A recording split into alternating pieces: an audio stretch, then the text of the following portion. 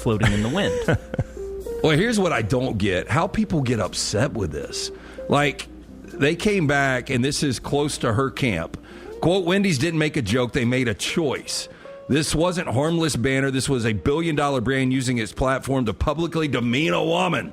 When billion-dollar brands join in, it's irresponsible. Yeah, I mean, they're overreacting. That is so stupid. Yeah, I think Katie's brought a lot of this on herself, trying to act like... I think it's irresponsible to spend the amount of money it costs to go to space and send Katy Perry. Well, I mean, instead of an astronaut. I mean, was this Elon Musk or was this Bezos? Bezos. Yeah, Bezos. Yeah, so Blue this Origin. is the great American business people that Brown was just talking about. Here. No, he is. I mean, Bezos is worth billions, hundreds of billions. But there was video of him running up and grabbing the spacecraft, right? And they're like, that thing would be about 7,000 degrees after re-entry.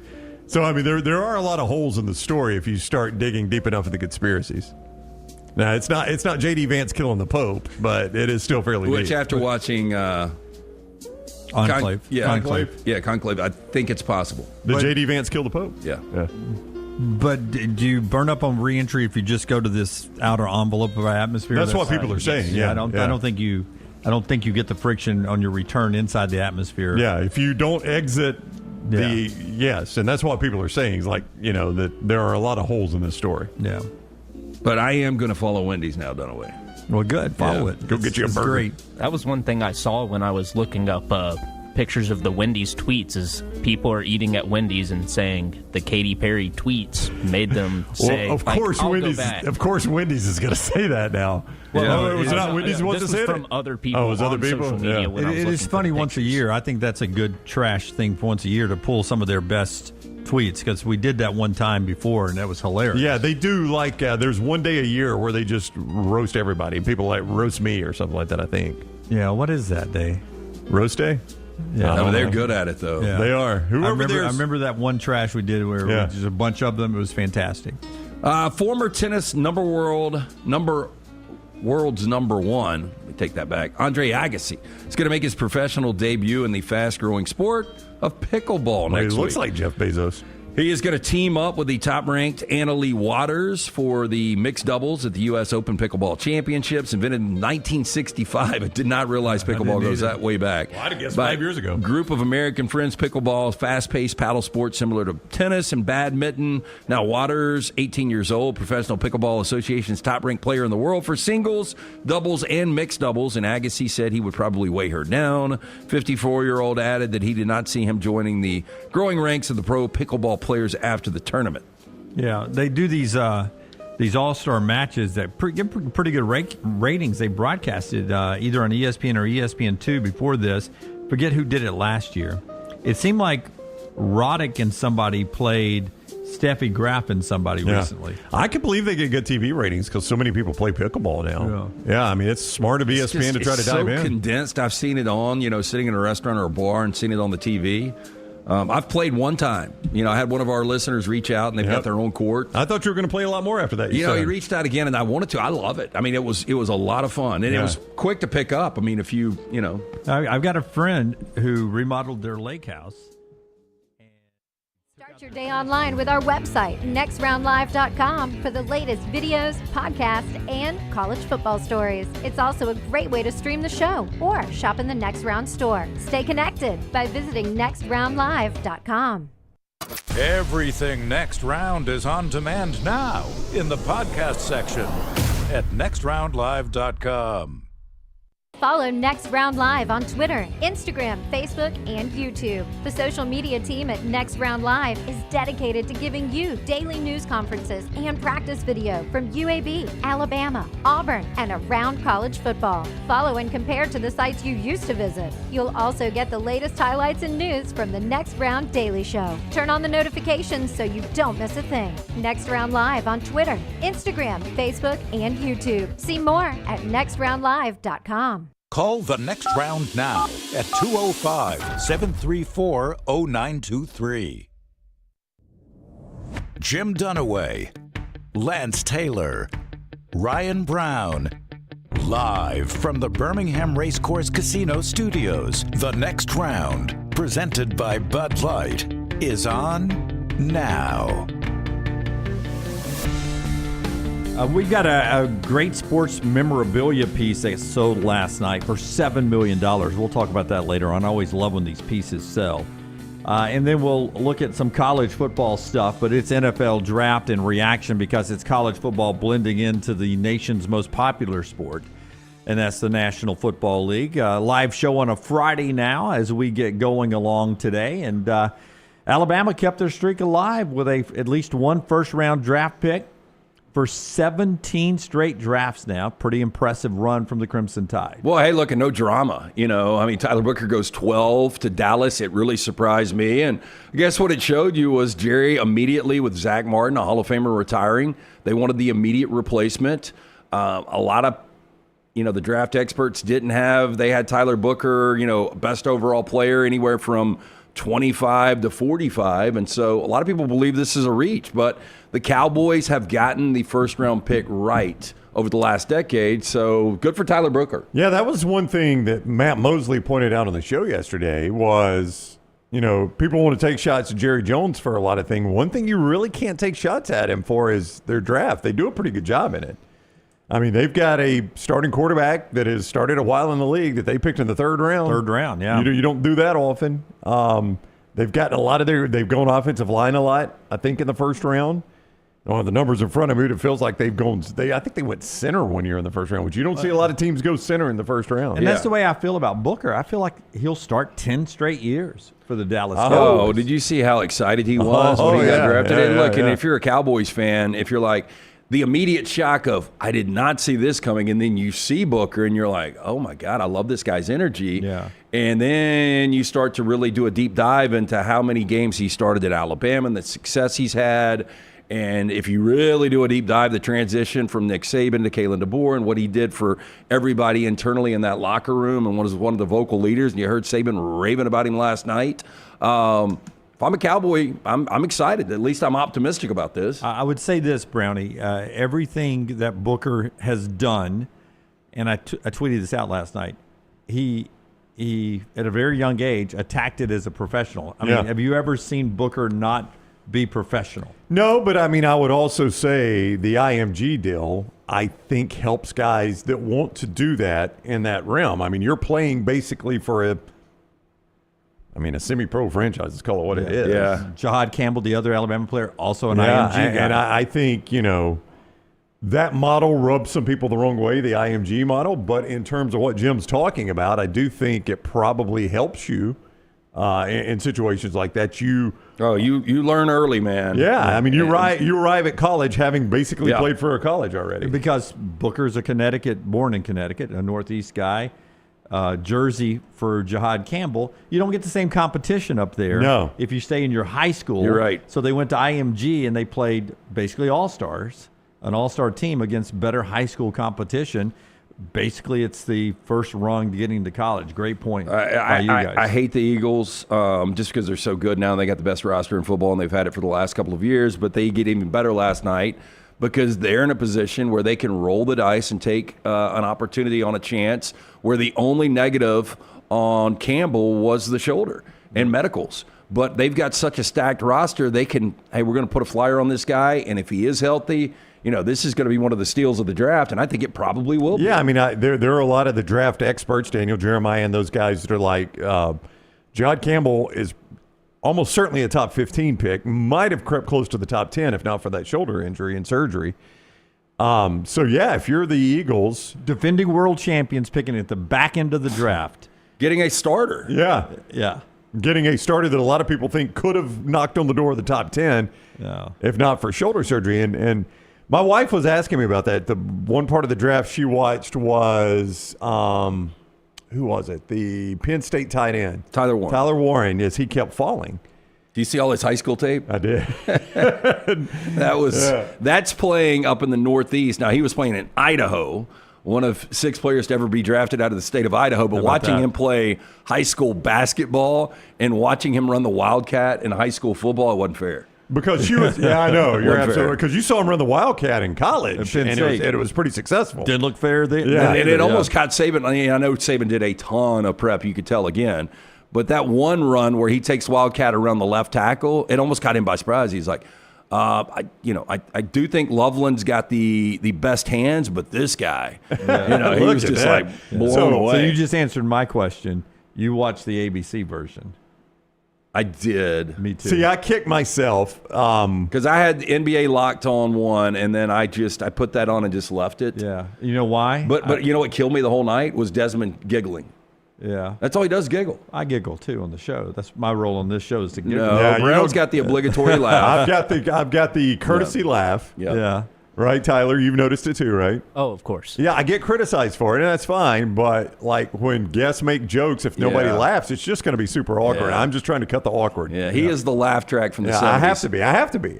Somebody's got to do it on But you this guys, show. do y'all disagree that? I mean, I don't know No. if Desmond said anything. I know he didn't say anything that made sense, and I did think Reese put him on the spot. Who were the big winners tonight immediately? And he was like, and they were like having to feed him to him. But all he does is giggle. I first thing that popped up was ESPN because Okay. YouTube. I'm on that more, so YouTube TV gives me that, and it's right before the draft's about to start, and it's like, okay, that's Mike Greenberg. I'm not going to do this Yeah. all night, so I went to the ABC. And I saw the game day crew. I'm pretty comfortable with those guys, and the thing I noticed is they did not overhype the Shedeur Sanders thing on ABC. Well, buddy. because I kept seeing on the my Twitter feed. It was like, man, they are driving this Shedeur Sanders thing into the ground. And I was like, boy, they're barely talking about it over Wow. on ABC. I've made the right choice here. Let me just tell you, because I got home from playing golf and did the lazy thing, just turned on YouTube TV, and the first one it offered me that said NFL Draft was the one I clicked on, and I never really bounced around. That's just lazy on my part. I wish I had gone to ABC because I do respect the way I like hearing Nick Saban talk about it. I also like Louis Riddick. I love DJ, so I normally bounce around. I just stayed on ESPN the whole night. And the Shedeur Sanders talk was so overbearing. And It wasn't that way on ABC. No, and I didn't really notice it until you just said it. Yep. But that would be like, I don't want to hear about that. Like it's uncomfortable enough. We know that he's maybe the most polarizing, or he is the most polarizing player in the draft. We don't know necessarily where he's going to go, but to hear it after every poll, boy, they could have gone Shedeur. Oh, that's all Mel Kiper was saying. Mel Kiper loves Shedeur Sanders. Yeah. That's his guy, is Shedeur Sanders. And Lance, it was even like when we got within 4 or 5 picks of the Steelers, because ESPN knew none of these teams right here take a quarterback no matter what. And when we got 4 or 5 picks from the Steelers, they start teasing it. Yeah. Don't forget, Pittsburgh Steelers are coming up. Is this where quarterbacks will be back in the mix? See, there was one guy on Twitter that was like, they showed Brady Quinn every pick when he was there. How come we're not seeing Shedeur Sanders? He wasn't there. And but no, Well, I know he had his own set, but he wasn't there. Yeah. But people are like, what channel are you watching? Yeah. That's all they're talking about on ESPN. And he's then like, I'm watching the ABC, and they're like, and then it was even like, he's smiling. Has he gotten some good news? And then, buddy, the excitement on their set when the Giants traded back up into the first round. Yeah. Even though everybody thought the Giants were going to go Jaxson Dart when they traded back up. And then they were almost begging the Saints to trade back up and take Sanders. Like the Giants were traded back up. Saints have not addressed quarterback because, by the way, the Saints looked at the quarterbacks that are available and they're like, we'll stick with Spencer Rattler or old broke down Derek Carr. Can't even throw it anymore, Derek Carr. Yeah. The Saints may be sitting there going, we'll lose again this year and we'll just see what we got next year. I mean, I think that's pretty much what they've said. I mean, look, the Rams trade out of 26 to the Falcons, who absolutely kill one of my props because I did not have James Pierce going in the first round. So I think the Falcons reach for Pierce. Might end up being a great edge rush. But I thought he would definitely go in the second round. I had the under 14.5 total SEC picks. 15 was the number. Yep. I do have to issue an apology, though. Oh, wow. You guys know I've been so hard on Roger Goodell over the years. Indeed. And, when he was Anybody, 100 people could do that job, you've said. I think 1,000 could. 1,000 people could do that job. But, and this one he was making $38 million. You know what he made last year? 110 million? $64 million. All right. He has to do these extended, long, awkward hugs that I don't understand with these players he doesn't even know. I know. And they're so uncomfortable. And it's become the thing. I don't know It who used to just started be a it. bro hug, but now it's just like, we're going to hug until one of us cries, and I'm going to squeeze you. And so he's earning his extra money by doing these hugs. And I thought at one point, didn't he have like a back situation and everybody was worried about him? There was 1 year. Yeah. It wasn't the pandemic draft. It was the one right after it, I think. 21? Where he had some kind of They had to warn the procedure. players, right? Yeah, hey, remember, he had back surgery. Yeah, because I mean, those are some big guys. When Booker gave him a pretty big hug. Oh, when Booker picked up Milroe and ran with him in coming out of the green room last night, first off, Jalen Milroe, tip of the cap for showing such joy for Tyler Booker. And he and Booker just screaming, and Booker is bear hugged him up off the ground. Fallen on him and his shoulder dislocates, and then he doesn't get drafted. Yeah. Hey, let's hear from Booker and Jihaad, and we'll get to more stuff in the draft. Really, we'll talk draft a lot, so let's don't cover a bunch of it up here in the first.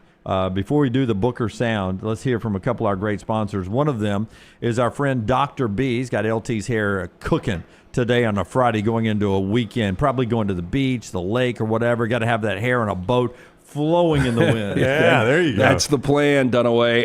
Dr. Beckenstein, best in the business.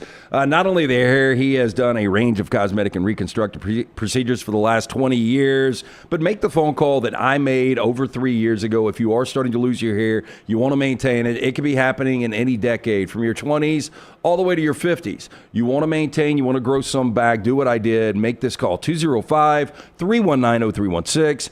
Ask for our friends, Dr. B. Tell them the next round sent you. T3hair.net for more information. I do that non-invasive treatment 3 times a week, 30 minutes each time on the couch. My hair has more than doubled in thickness. They've got T3, that new test. It's so easy, painless, affordable. Takes 4 seconds to perform. Men and women ordering Hims, other products online, don't even know if they work. Stop wasting your money and critical time on why you're losing your hair on products that aren't working. Find out what will work for you. Very simple, 205-319-0316 or T3hair.net. And don't forget our good man, Alexander Shunnarah. What a weird way to set him up. He is a good man, though. Our good buddy, Alexander Shunnarah, trial attorneys, headquartered in Birmingham for more than 24 years. They've grown from 150 lawyers to 500 dedicated team members. They've recovered more than $2 billion. Maintaining Alexander's core values: integrity, mastery, passion, and success. If you find yourself in need of a lawyer, call the Alexander Shunnarah trial attorneys. You pay nothing unless they win your case. Shunnarah.com. That is Shunnarah.com. He's got Rodney Terry specs, doesn't he? He does. He does. Those, yes. Booker, who, by the way, if you had not seen him, if you were not around the A-Day and at the captain ceremony where he had cut any baby fat hasn't he? He is almost unrecognizable. Yeah, made it look like he played a little chunky his 2 years at Alabama. I mean, he's even more of a beast specimen going into the NFL draft. Tyler Booker, courtesy of CFO Sports, Dallas' sports leader, CFO Sports. Tyler Booker gets asked what's his message to Cowboy Nation. What is your message to all the Cowboys fans back home? For 3 years at Alabama, I gave my all, blood, sweat, and tears. I stayed loyal, I stayed down, I stayed true to the program. I was a captain, I was a leader, I was very involved with the community, and they're going to get the same thing out of me for however long God allows me to play the game of football. Like, I'm looking forward to playing my roots in Dallas. I'm looking forward to being a pillar of the community, and I'm looking forward to win multiple Super Bowls in that city. And that's going to start whenever I get there tomorrow and meeting everybody and getting to work. It's going to happen one day at a time, but those are my ultimate goals. Yeah, Booker there. I love the multiple crushed, Super Bowls. The crushed, and we'll see. The crushed velvet, but it was so funny. Brown was dad and dropped me off at dinner last night to meet Leighton. And so we're at Slice sitting at the bar, and it's about 30, 45 minutes before the actual first pick, before Tennessee went on the clock for Cam Ward, and all of the guys that were invited were coming out on stage. And she was like, "Oh my God, what are they wearing?" Yeah. And I was like, "Stuff they will never wear again." That's Like, right. this is a one-wear kind of deal. You mean Will Campbell won't wear a green and white pinstripe suit That ever was again? the most awkward one I thought. I mean, that was wild right there. Yeah. A guy who's got a hunting club and all that. Yeah. It's a green and white You know his pinstripe ass suit. is getting dogged out from his buddies. There's no doubt about it. By the way, I don't know on the ABC, but on ESPN, they basically describe Will Campbell as a T-Rex. Because of his arms? Because of his arms. That's all they would talk about. Too short? His arms are too short. And they're like, I know his arms are too short, but boy, you put the film on, this guy overcomes that. Nick Saban loved him. He said he was plan B, is what Saban said. We were plan B for Will Campbell because he grew up an LSU fan, wanted to go to LSU, went to some LSU camp as a high schooler, and Orgeron really told him afterwards, said he got beat in every drill at that camp. And Orgeron said, if you'd have just won one or two of them, I was going to offer your scholarship today. He said he cried on his way home, Will Campbell did. And Saban and his coaches kept telling him, man, they don't want you. They don't want you. Come here. Don't cry. They don't want you, man. They don't want you. Don't cry. We'll make you happy. Yeah, so I thought that was pretty good. Jihaad Campbell, by the way, the other Alabama player who goes to the Eagles. Eagles moved up a spot. I don't know why you do that. Yeah, it was weird. Was Kansas City going to draft him? Because if they were going to draft him, wasn't gonna. But yeah, anyway. I mean, you understand Jacksonville having to move up for Travis Hunter. That's right. But to move up one spot to get Campbell, who had so many questions. And look, the fact of the matter is Kansas City's defense was really good. Kansas City needs more help on offense. They do. So they flip picks, but the world champions to get another. I mean, I hope Jihaad gets along with the Georgia players because he's going to be around a lot of them. But another Alabama connection there with the Philadelphia Eagles, but more importantly, another SEC connection. Jihaad Campbell, as the Eagles move up one spot to draft him, really excited about going to that organization. The phone call, what was that like? What did they say on the phone? And you're someone who would know what a 215 number is. So when that 215 number pops up. Once I see the number, I'm like, pretty interesting. Okay. So I answered it. And it was Howie, but he was like, you know what this is? You know what this is? I'm like, nah. And then that's when he's like, it's Howie Roseman. I was about to break down, man, because, I mean, it was just a surreal moment, for me and my family. Like, my grandfather, like, I'm talking way back in Randall Cunningham days. He always watched the Eagles, and he always loved the Eagles. My pops, my mom, my two brothers, my uncle, I mean, like, my whole family, so it was definitely a special moment, for me and my family. Maybe we shouldn't be surprised with Howie Roseman, who he's talking about right there, the general manager for the Eagles, because since he took over the front office in 2015, 11 trades in the first round by Roseman, the most in all of the NFL. And the last 9 guys that have gone in the first or second round for them started in the Super Bowl last year. So not only did they draft quality guys, all these guys play. I feel like they got a steal right here, though. I do too. know we talked about it earlier, but when you can get this guy at the end of the first round. Yeah, who could have been a top 15 pick if his shoulder was healthy. Yep. And they love SEC defenders. That's what I was about to say. You say something about Howie Roseman. One thing he does is he loves the Southeastern Conference. Well, look, I'll tell you right now, with the Eagles, I think it might be 7 or 8 starters now on defense that are SEC. I'll tell you right now, just looking at They got a bunch of Georgia guys. They've got Sweat from Mississippi State. Campbell, you're saying he starts right away. I would agree. You draft a linebacker in the first round, and you expect him to start right away.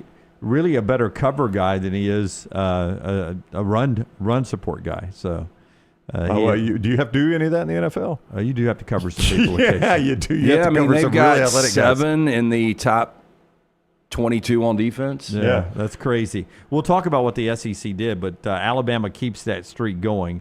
17 straight years with at least one first-round draft pick from Andre Smith in 2008, which Saban did not recruit, but coached to the first round. And then after that, a lot of Saban recruits, including Booker and Jihaad Campbell. They were Saban recruits, and the Saban effect still rocking that first round there for Alabama. More on the draft coming up very soon. Our friends at Lake Fest will get together and have a big party over on the lake. It's a boat show, too. It is a boat show, but it is also a party. You are absolutely correct about that. It is the 15th annual Logan Martin Lake Fest, and it is coming back to Logan Martin Lake May 9th through 11th right there in Pell City. It is totally free to the public. It is Bama's biggest in-water boat show. 80 boats and vehicles on display, lake lifestyle vendors, food trucks, beer garden, live music all weekend, tons of giveaways, fireworks show on Friday night to honor our United States veterans, mermaids and mateys parade on Saturday, free mimosas for mom on Sunday. You can see more at LoganMartinLakeFest.com. That's LoganMartinLakeFest.com for more info. And for the first time in the history of Lake Fest, AmFirst is offering a 0.5% off interest rates. That could save you $100 a month and up to $12,000 over the life of the loan. You can see more online, LoganMartinLakeFest.com. That's LoganMartinLakeFest.com. Okay, listen, Brown did this video for us on TikTok last night, but it's worth mentioning. I got the night off, by the way. You did? All your guys went undrafted. Yeah, we, for those that don't know, we divide up duties for social media, TikTok videos and such, and the assignments went out to where LT's no Shedeur Sanders and no Jalen Milroe, right? That's right. So LT will be working on a Friday night. I don't know about that. Little T will be at a party, and LT will be somewhere as well. So maybe no work on a Friday night. But my point was going to be the SEC. Brown sent out this video. The SEC numbers. LT lost the prop. He was under 14.5, 15. But the SEC leads the way. What is amazing, 32 first-round draft picks, Brownie, 26 of them from the SEC and the Big Ten. That's why they should get all the bids in the college football playoffs, in my opinion. I mean, I hate that it is that way. I honestly do, because I like, a little more balance. In college football. But we talked about this when we were looking at the Vegas numbers on the over-unders, and we were like, the SEC, I think, was 14.5, right? The Big Ten was like 9.5, and I said, oh, by the way, the ACC and the Big 12 are both 3.5. So this is not a huge surprise. And when you watch college football, it's not a huge surprise. I mean, these are the conferences that dominate, and I don't think it's going to change. I mean, you've only added more teams that were recruiting well already, like Oregon and USC to the Big Ten, and Texas and Oklahoma, obviously, to the SEC. So that I think these numbers are only going to continue to be this way, if not grow a little bit. I agree with that. The SEC, 15 ties their record that they set in 2020 of first-round draft picks. So I remember the Chuck Dunlap tweet correctly. I always love that when he says the SEC ties the record that the SEC set. When he does those, or the right. SEC breaks the record that was set by the SEC. Those are my favorite Chuck Dunlap of the SEC office tweets. And this was one of them. I don't know when it was. Maybe it was 2022, whatever it was. But 15 from the SEC, another pretty banner remarkable, night. Yeah. That included guys like Will Campbell from LSU on the offensive line, Armando Mbu from Missouri on the offensive line. That was another thing. This was the draft the way it used to be when I was a kid. 7 of the first 12 picks were offensive or defensive linemen. Yeah, multiple running, as many running backs in the first round as quarterbacks. Yeah, that's crazy.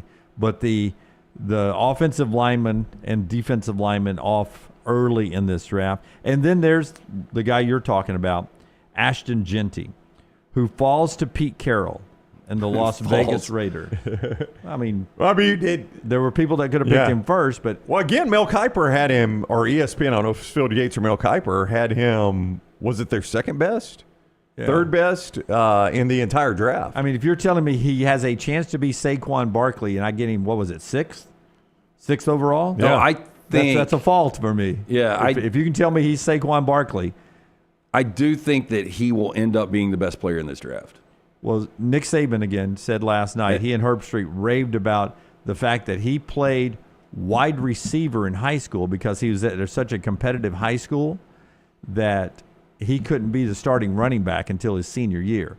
So he was a wide receiver.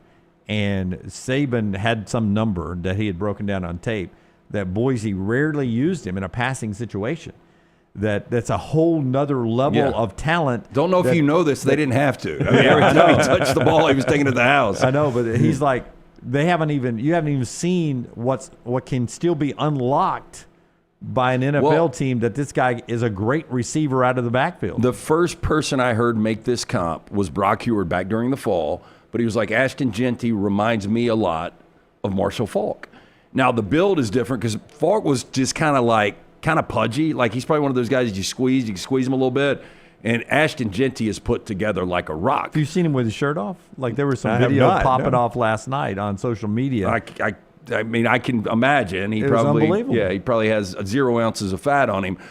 But the vision, the balance, the pure just breakaway burst of speed, I mean, he's got all those. And what people don't remember is, for a moment in time, for a 3-year span with the greatest show on turf, Marshall Faulk was like a top 5 wide receiver with his hands. Like, they would line him up everywhere. And I do think you're going to be able to do that with Genty. If I told you Cam Ward, who we haven't mentioned yet, the first overall pick in the draft, Ashton Genty or anyone else, rookie player of the year, who do you think is the betting favorite in Las Vegas? So it's Cam Ward, Travis Hunter, Ashton Genty? Ashton Genty, and anybody else. Anybody else. Yeah, I would think that maybe Matthew Golden, just based on the fact that he's going to a good franchise with a really good established quarterback, and he's got an opportunity with those young receivers to still be their number one immediately. 7-4 odds. Pretty heavy favorite. Ashton Jeanty to be Rookie of the Year. Well, he's got really good coaching now. The quarterback position, believe it or not, with Geno is an upgrade. I do think that they're going to make a little noise in the West. I mean, I think they're probably a 7-8 win team. Don't make the playoffs, but they'll beat teams they're not supposed to. And, we talked about this, I think, on Monday, that Jeanty, Pete Carroll sees a lot of Marshawn Lynch in Jeanty. I mean, yeah, that's all. Like you said, that's always been the comp. Hunter in the chat room says wheel routes to him will feed families. Yeah. Well, that's another Saban comparison. He's built a little different, but I see a lot of Jahmyr Gibbs in Jeanty as well. A guy I coached at Alabama, he said. And you sort of look at him, okay. I could see that. Yeah, maybe so better hands. Basically, they're saying he's just big and fast. I mean, that's what he is. He's big and fast. I mean, Travis Hunter, unfortunately, in terms of winning Rookie of the Year, if he is at that level, a lot of times that means nobody overthrows at you. That's right. Now, I don't know that he's going to get that kind of respect as a rookie.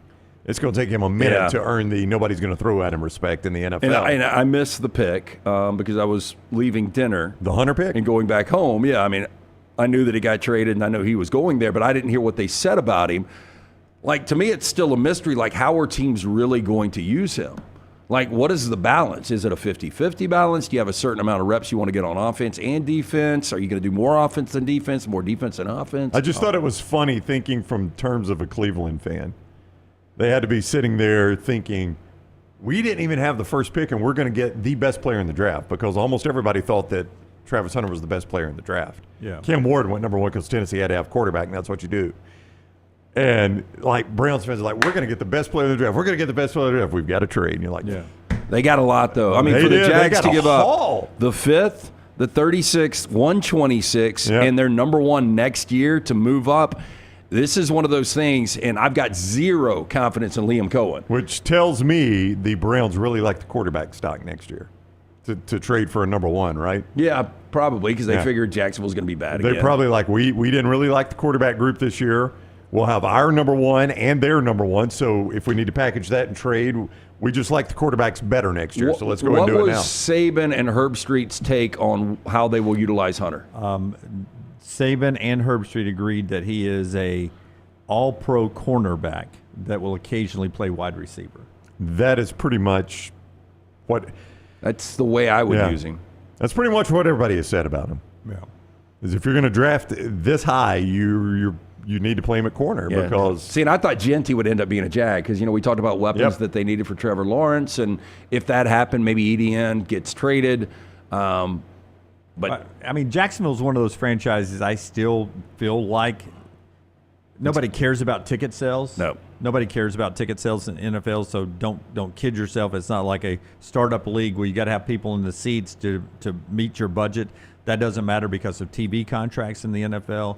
But Jacksonville does still seem to be one of those cities to create a buzz about your team, even in your town. You've got to have a show, and Travis Hunter is a unicorn. He's a show. Yeah, he is that. And he's a Florida kid. He's basically he's not Duval, but he's close to being Duval. Yeah. No, I mean, he gets to go home. I didn't hate the pick. They gave up a ton for it. I mean, this guy better be, really he better be a Hall of Fame corner to pick him second and what they gave up to get to number 2. That was a whole nother topic I was going to do later on. But Cleveland, with what you guys were talking about on those picks, I thought Cleveland sort of fleeced Jacksonville a little bit. Kind of felt that way. Yeah, I mean, the second round, you get a second round pick tonight. Yeah. I mean, that's virtually a first round pick. Oh, and by the way, I still got Mason Graham, who is a tremendous football player. Exactly. Who you probably going to take it to. Maybe. Or wanted him at 2. Yeah, I mean, that's if I was going to take, now I think everybody thought they were going to take Travis Hunter, including Jacksonville, or Jacksonville doesn't make the trade. Well, Jacksonville, they need a shutdown corner. They need a playmaker on offense. They lost 5 games in the final 2 minutes of the game last year, which was the most in the NFL, and you flip those 5 games, you're borderline playoff team. Okay, we'll keep the NFL draft conversation going through a few more topics here and talk to Todd Fuhrman coming up to start hour number 2.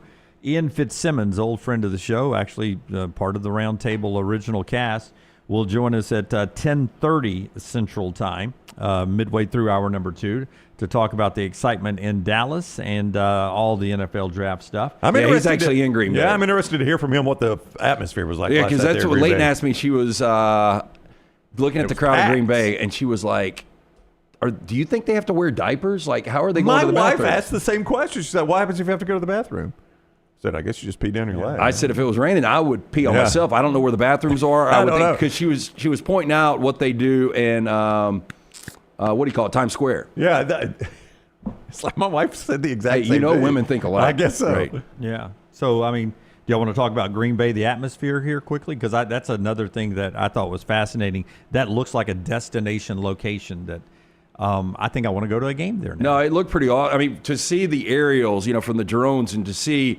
like this mass of people with the stadium, and then it looked like just a normal neighborhood for miles and miles and miles. Yeah, I thought it looked really cool, and I did think to myself before I saw the visuals, all you're going to see is Green Bay fans, and that's pretty much what it was. I mean, you would see pockets of Bills fans and Ravens fans. When that Bears logo popped up before they honored Steve McMichael, which could have gotten, I mean, they did it right, but as soon as that logo popped up when they were on the clock, all you could hear were boos. I do like this, though. I thought, New York was the place to do it, and it was always a great crowd, and you just got so used to it and conditioned for it. But jumping around, from Nashville to this have been incredible. Yeah, Detroit last year I thought was uber impressive. Do each organization, do you somehow have a lottery where you bring those fans in that sit in those special sections up near the stage? The stuff that's under the overhang, just in case it rains, by the way, because the vast majority of the fans are just out. Yeah. I believe somehow you go through your organization to be picked to be like a super fan picked to be in those.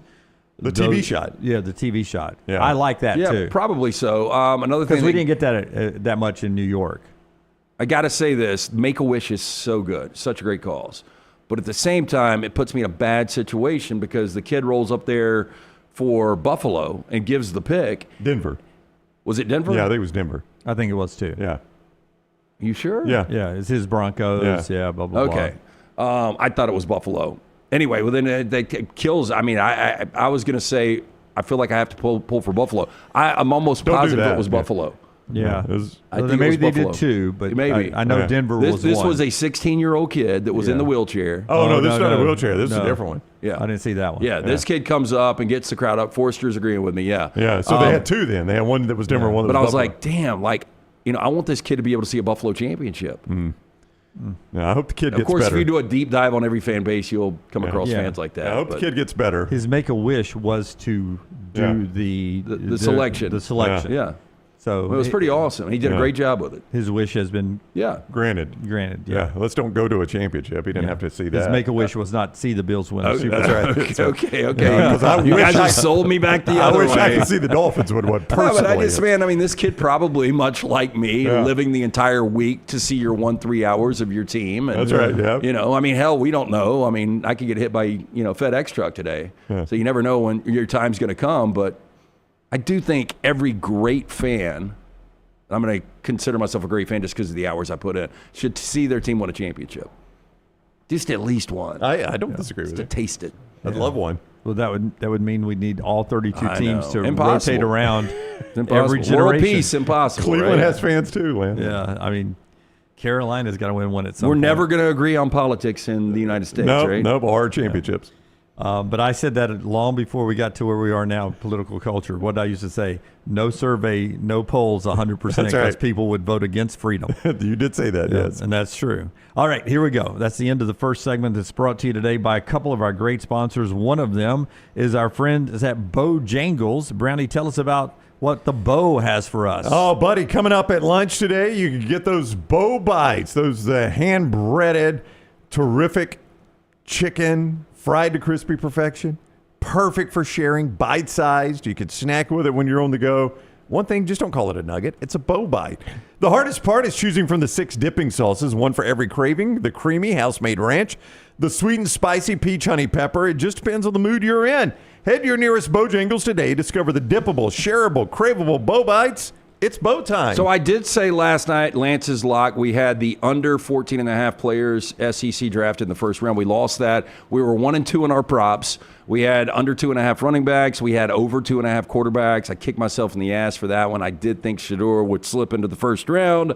But we're 1-0 in the NBA playoffs. We were 1-0 in Major League Baseball. We continue to crush Major League Baseball and the NBA postseason. Jump on board and win with us. We've got 5 plays up tonight, 3 in Major League Baseball, 2 in the NBA postseason. We will win for you, tried and true. $100 gets you absolutely everything, and it is brought to you by our friends at Hemp Hill Services. Whether you experience plumbing, heating, or cooling issues in your home or business, they are ready to serve you. Call Adam, Chad, Andrew, the guys there. Tell them the next round sent you. And right now, HVAC's $1,000 off with 0% financing. 205-229-2090 or hemphillservices.com. Call the next round now at 205-734-0923. I'm attorney Alexander Shunnarah, Alabama born, Alabama raised, and ready to fight for your rights. I have one of the largest firms in Alabama, and we are here to help you get the compensation you deserve. Call me, Alabama, 323-1000. No representation is made that the quality of legal services to be performed is greater than those of other lawyers.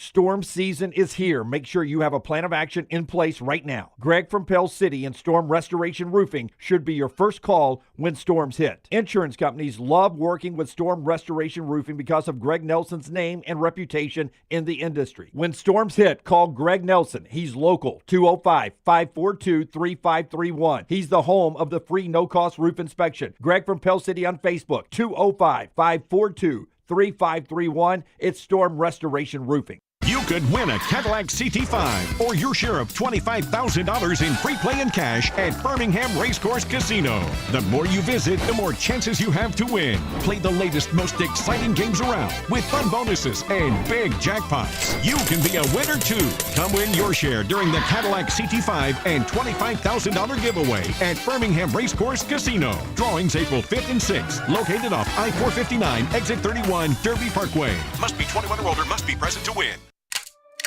We love the moments, the memories, the magic, the championships. So let's get more victories, more celebration. He's got a chance. It won't be caught. More unforgettable. More football. More of what you love. It's bow time. Tired of choosing between sweet and savory? Why not have both? Introducing Bojangles' new chicken and bowberry waffles. The bold Cajun chicken filet you love, now drizzled with a bowberry honey glaze and sandwiched between 2 warm waffles. Which means your favorite meal of the day just met your new favorite dish. And lucky for you, it's served all day. But it's only here for a limited time, so try chicken and bowberry waffles at Bojangles today. It's bow time. Hey, for all of your IT and printing needs, reach out to our friends at Xerox Business Solutions. Look, I'm still one of those old school guys. I print my notes every single day for the show. If you watch the show here on the next round, you see all the notes in front of me. From day one, Xerox Business Solutions, they've been with us here at the next round. Local for over 45 years. For all of your IT and printing needs, visit XeroxBusinessSolutions.com or call 205-969-3000. That's 205-969-3000. Twin Peaks is the best in the game. Here, you're in the red zone for every college rivalry and divisional matchup all season long. I mean, where else are the scenic views as good as your view of the game? Only at Twin Peaks, the #1 sports bar. The biggest and baddest track in NASCAR, Talladega Superspeedway is ready to put on another amazing show in April. If you've never been to this track, you've got to come check it out. 2.5 miles of nothing but pure speed and incredible action at every turn. Don't miss the Jack Links 500 NASCAR weekend at Talladega Superspeedway. It's April 25th through the 27th, and you can get your tickets right now at TalladagaSuperspeedway.com. That's TalladagaSuperspeedway.com. I'm attorney Alexander Shunnarah, Alabama born, Alabama raised, and ready to fight for your rights. I have one of the largest firms in Alabama, and we are here to help you get the compensation you deserve. Call me, Alabama, 323-1000. No representation is made that the quality of legal services to be performed is greater than those of other lawyers.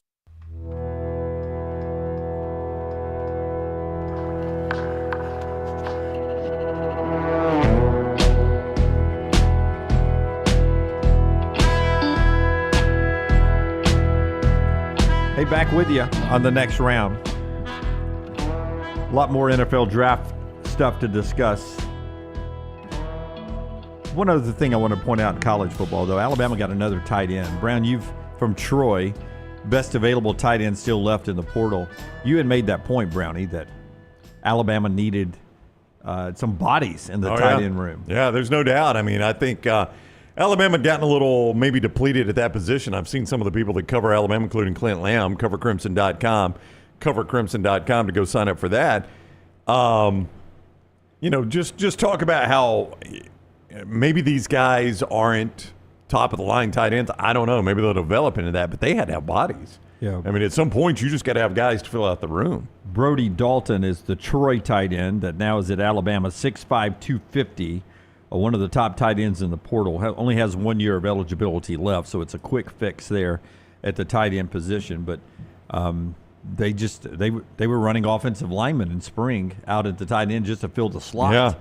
And the kid they got from West Virginia seems like a blocking tight end. He had 1 reception in 13 games last year. So we'll see what they're doing at the tight end position. Recruiting is ongoing there. The NFL version of recruiting, the draft. More on that after we tell you about a couple of our great sponsors. One of them, our friends at the Regions Tradition, Brownie, as we get ready to tee it up again out at Greystone. That's right. RegionsTradition.com coming back to Greystone. Don't forget the great Pro-Am, and we'll be out there. We're going to be out there on the 10th with the Walk-Ons tent at Regional Pro-Am Day, so you want to see about that. And come see all the greats that have played over the years. RegionsTradition.com. That's RegionsTradition.com. And our friends at Lags, if you're looking for a unique place to go have lunch, dinner, breakfast, late night snack after a great night of entertainment. Let's say you're down with our buddies at Avondale tonight. Yep. Right? And you're watching the Yacht Rock Review. Is that tonight? That's tonight down at Avondale. So you're down there watching that, and the show ends at midnight. Is there a place you can get a good burger? You can. Right around the corner, you can go over to Lags Eatery. It's located between Avondale and Cahaba, a stone's throw away from Mom's Basement. And you can enjoy some of those delicious burgers, that deluxe burger with the crispy tots on the side, the bologna sandwich. You're going to love it.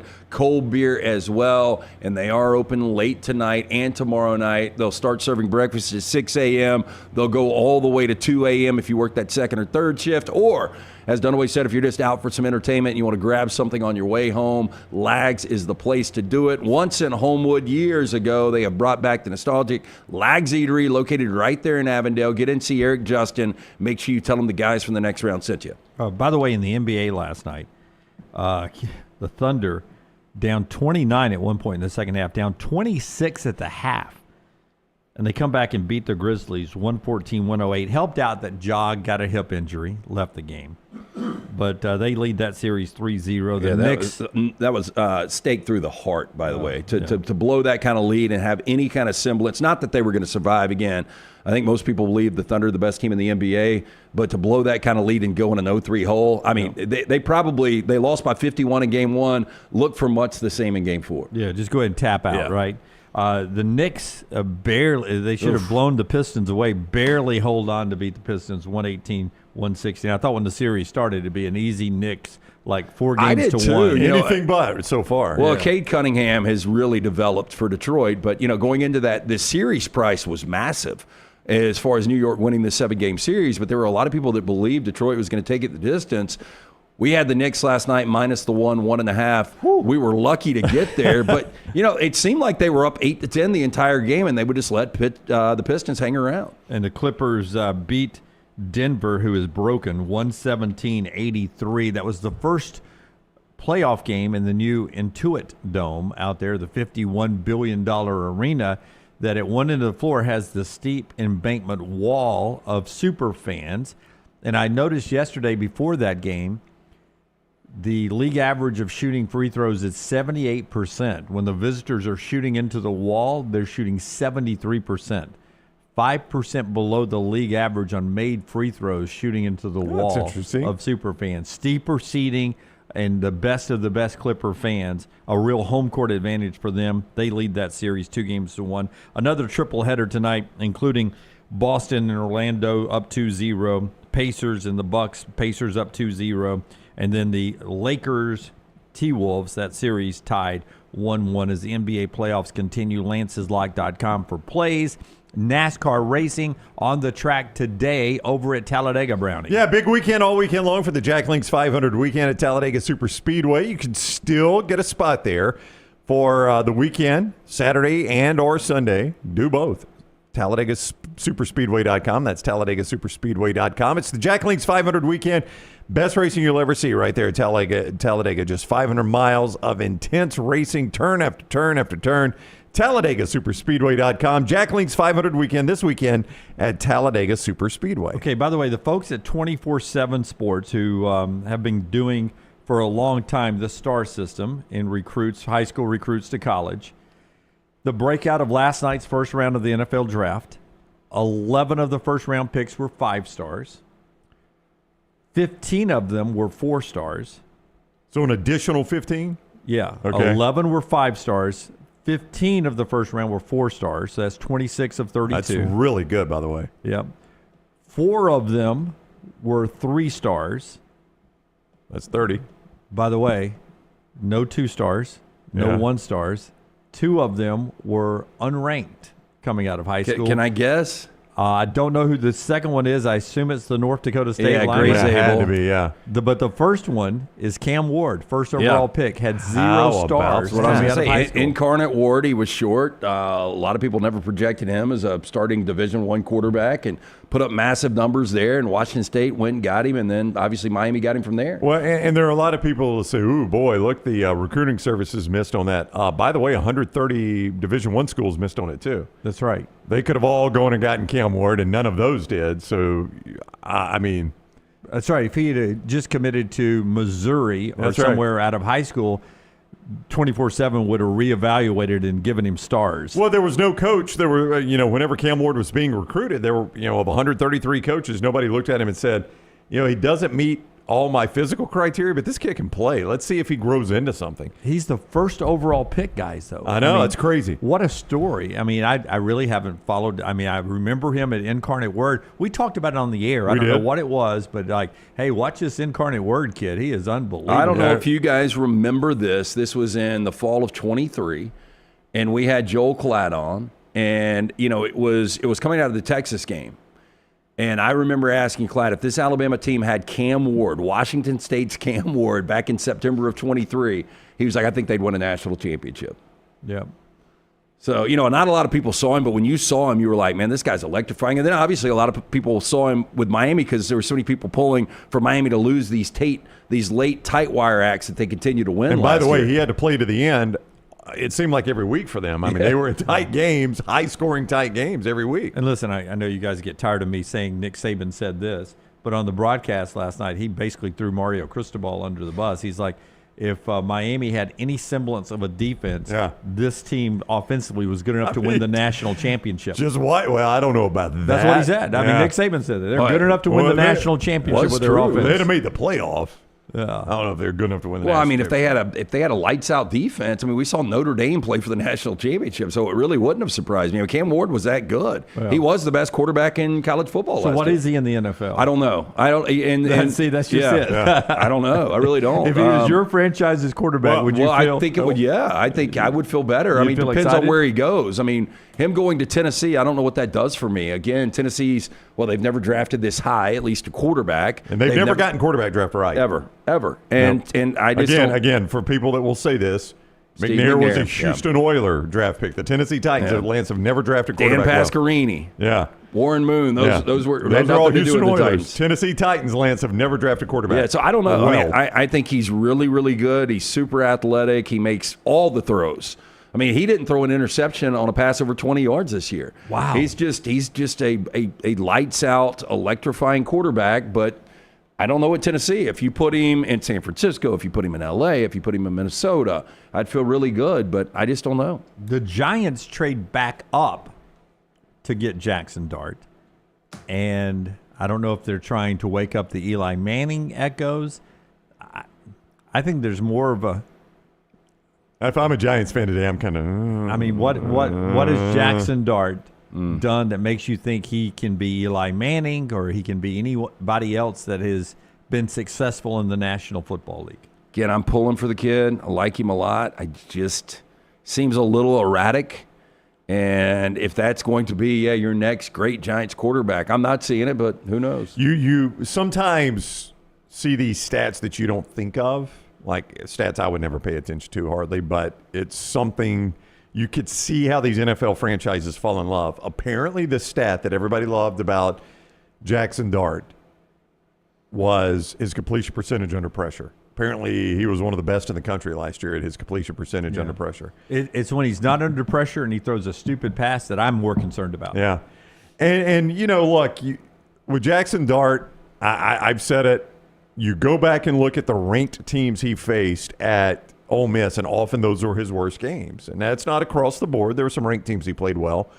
But you go back and you look at when they played Alabama's and LSU's and Georgia's and teams like that were the ranked teams, those were often his worst games. And you can't make it about one game. You certainly cannot do that, and I would never suggest that. But if I am an NFL franchise, I do look back at that Florida game last year. And that was the one I was about to bring up, Brownie. I watched that game, and they showed a clip of it last night, and I was like, Ole Miss was so much better than Florida. And everything was on the line for Ole Miss, and almost nothing was on the line for Florida. And Jaxson Dart made mistakes late in that game that allowed Florida to win the game. One after another. You kept going, why? I mean, who is the backup quarterback?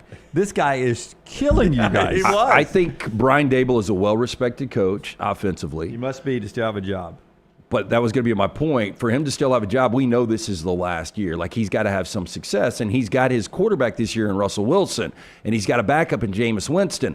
I don't know why you would trade back up to take what I view is a guy that's got to develop. Now, the only thing I can, wrap my mind around is they figure, Jaxson Dart is kind of a combination of Russell Wilson and Jameis Winston. And so maybe learning from both of those veterans and really sharpening the tools, maybe it all comes together. Again, I'm pulling for him. I'm not saying that he's going to be an 8 to 10 year starter that wins playoff games, but is the part of him that's Jameis Winston is the bad choice interceptions? No, Jameis has got a live arm. Jameis, at one time was viewed as one of the more accurate quarterbacks in college football. Yeah. The turnover issues, which is kind of Jaxson Dart-like.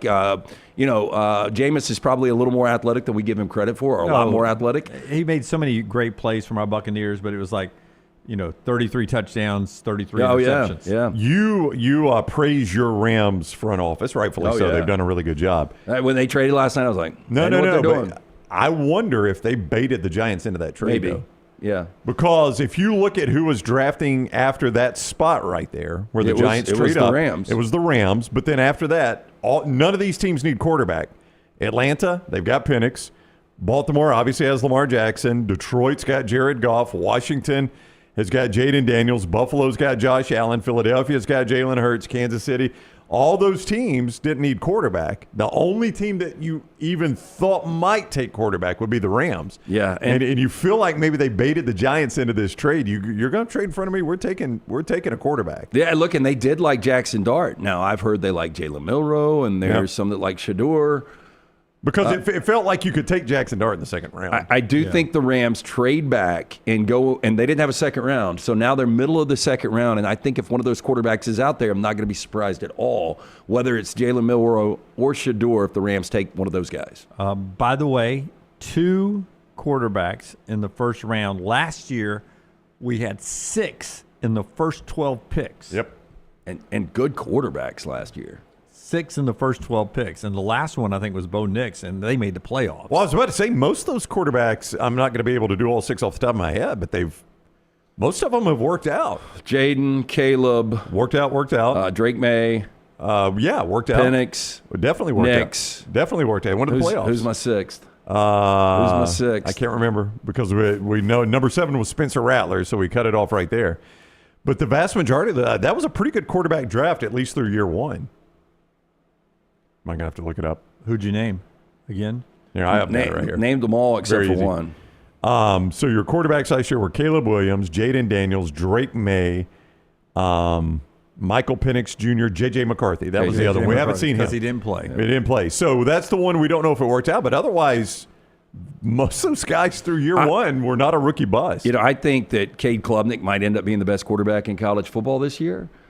But I think a lot of these franchises look at Arch Manning and that Manning name and what he could do for a franchise. I know, not even sight unseen, but do you not think right now most people are like, Arch Manning plays like we think he'll play in that system. He's going to be the number one overall pick. That was the reaction to Cleveland trading out of that spot and not taking a quarterback, and it was the reaction of the Saints passing on a quarterback and taking did they take a defensive lineman? Yeah. Saints getting Arch seems to be it's too much. Too much Manning. That'll be a bent lottery card if he ends up with the New Orleans Saints. The show being brought to you today by our friends at A+. Tell us about A+, and then we'll get to the viewing menu. That is our guy, Brad Bell. AlabamaBathRemodels.com is the website. AlabamaBathRemodels.com. That's where you will find Brad, and they just do tremendous work. I'll go ahead and tell you, they have done the master bath in the Brown house. My wife found them out after scouring the internet looking for the right person for the job. He specializes in master bath, kitchen, and master bedroom closets. And when he came to bid our job, he told me, he's like, listen, sometimes you're going to see these one-day bathroom models. I encourage you. First of all, I'm going to beat their price. I do it all the time. And secondly, a lot of times they just throw a new shower over an existing shower, and that is just disgusting. Creates a lot of issues. I'm glad we stuck with Brad. He just did great work. His crews were on time. They were clean. They were courteous at the end of each day. They brought us in to show the work they had done and make sure it met our expectations, and day by day it did. AlabamaBathRemodels.com or 205-422-1758. That's Brad Bell. AlabamaBathRemodels.com, 205-422-1758. Hey, and if you've been procrastinating, thinking about getting the LASIK procedure, at least get the consult. It's absolutely free. All you got to do is call the number that I called more than 2 decades ago, 205-969-8100. Ask for Amy Toer. The Next Round sent you. She is going to hook you up with an absolutely free estimate. You've got absolutely nothing to lose to find out if LASIK is right for you. Dr. Mort Michelson, Dr. Jen Michelson, best in the business. I had the 2200 vision. I was legally blind without the aid of contacts. After the procedure, 2015 vision, better than 2020. 205-969-8100 or michelsonlaservision.com. Got a lot more theatrical releases this weekend. First off, some re-releases. Happy Gilmore is being re-released in theaters this weekend, and so is Star Wars Episode 3. So if you didn't get a chance to see those in the theater... So which one is Episode 3? Because you blew my mind yesterday on which one was 4. Try to explain that in a way we can understand it. So after the original 3 films was made, Star Wars, Empire Strikes Back, and Return of the Jedi, they made 3 more movies in the early 2000s, which were... set way before the original trilogy. These are called the bad ones, right? A lot of people consider them to be bad, but then they've kind of gotten more appreciation recently. Because of the more even worse stuff that's being created now by Disney. Exactly. Got it. Okay. Yes. Everybody hates Disney now, so anything pre-Disney is just considered good. Yeah. But if you've never seen it in the theater before or you just want to re-experience it, you can this weekend.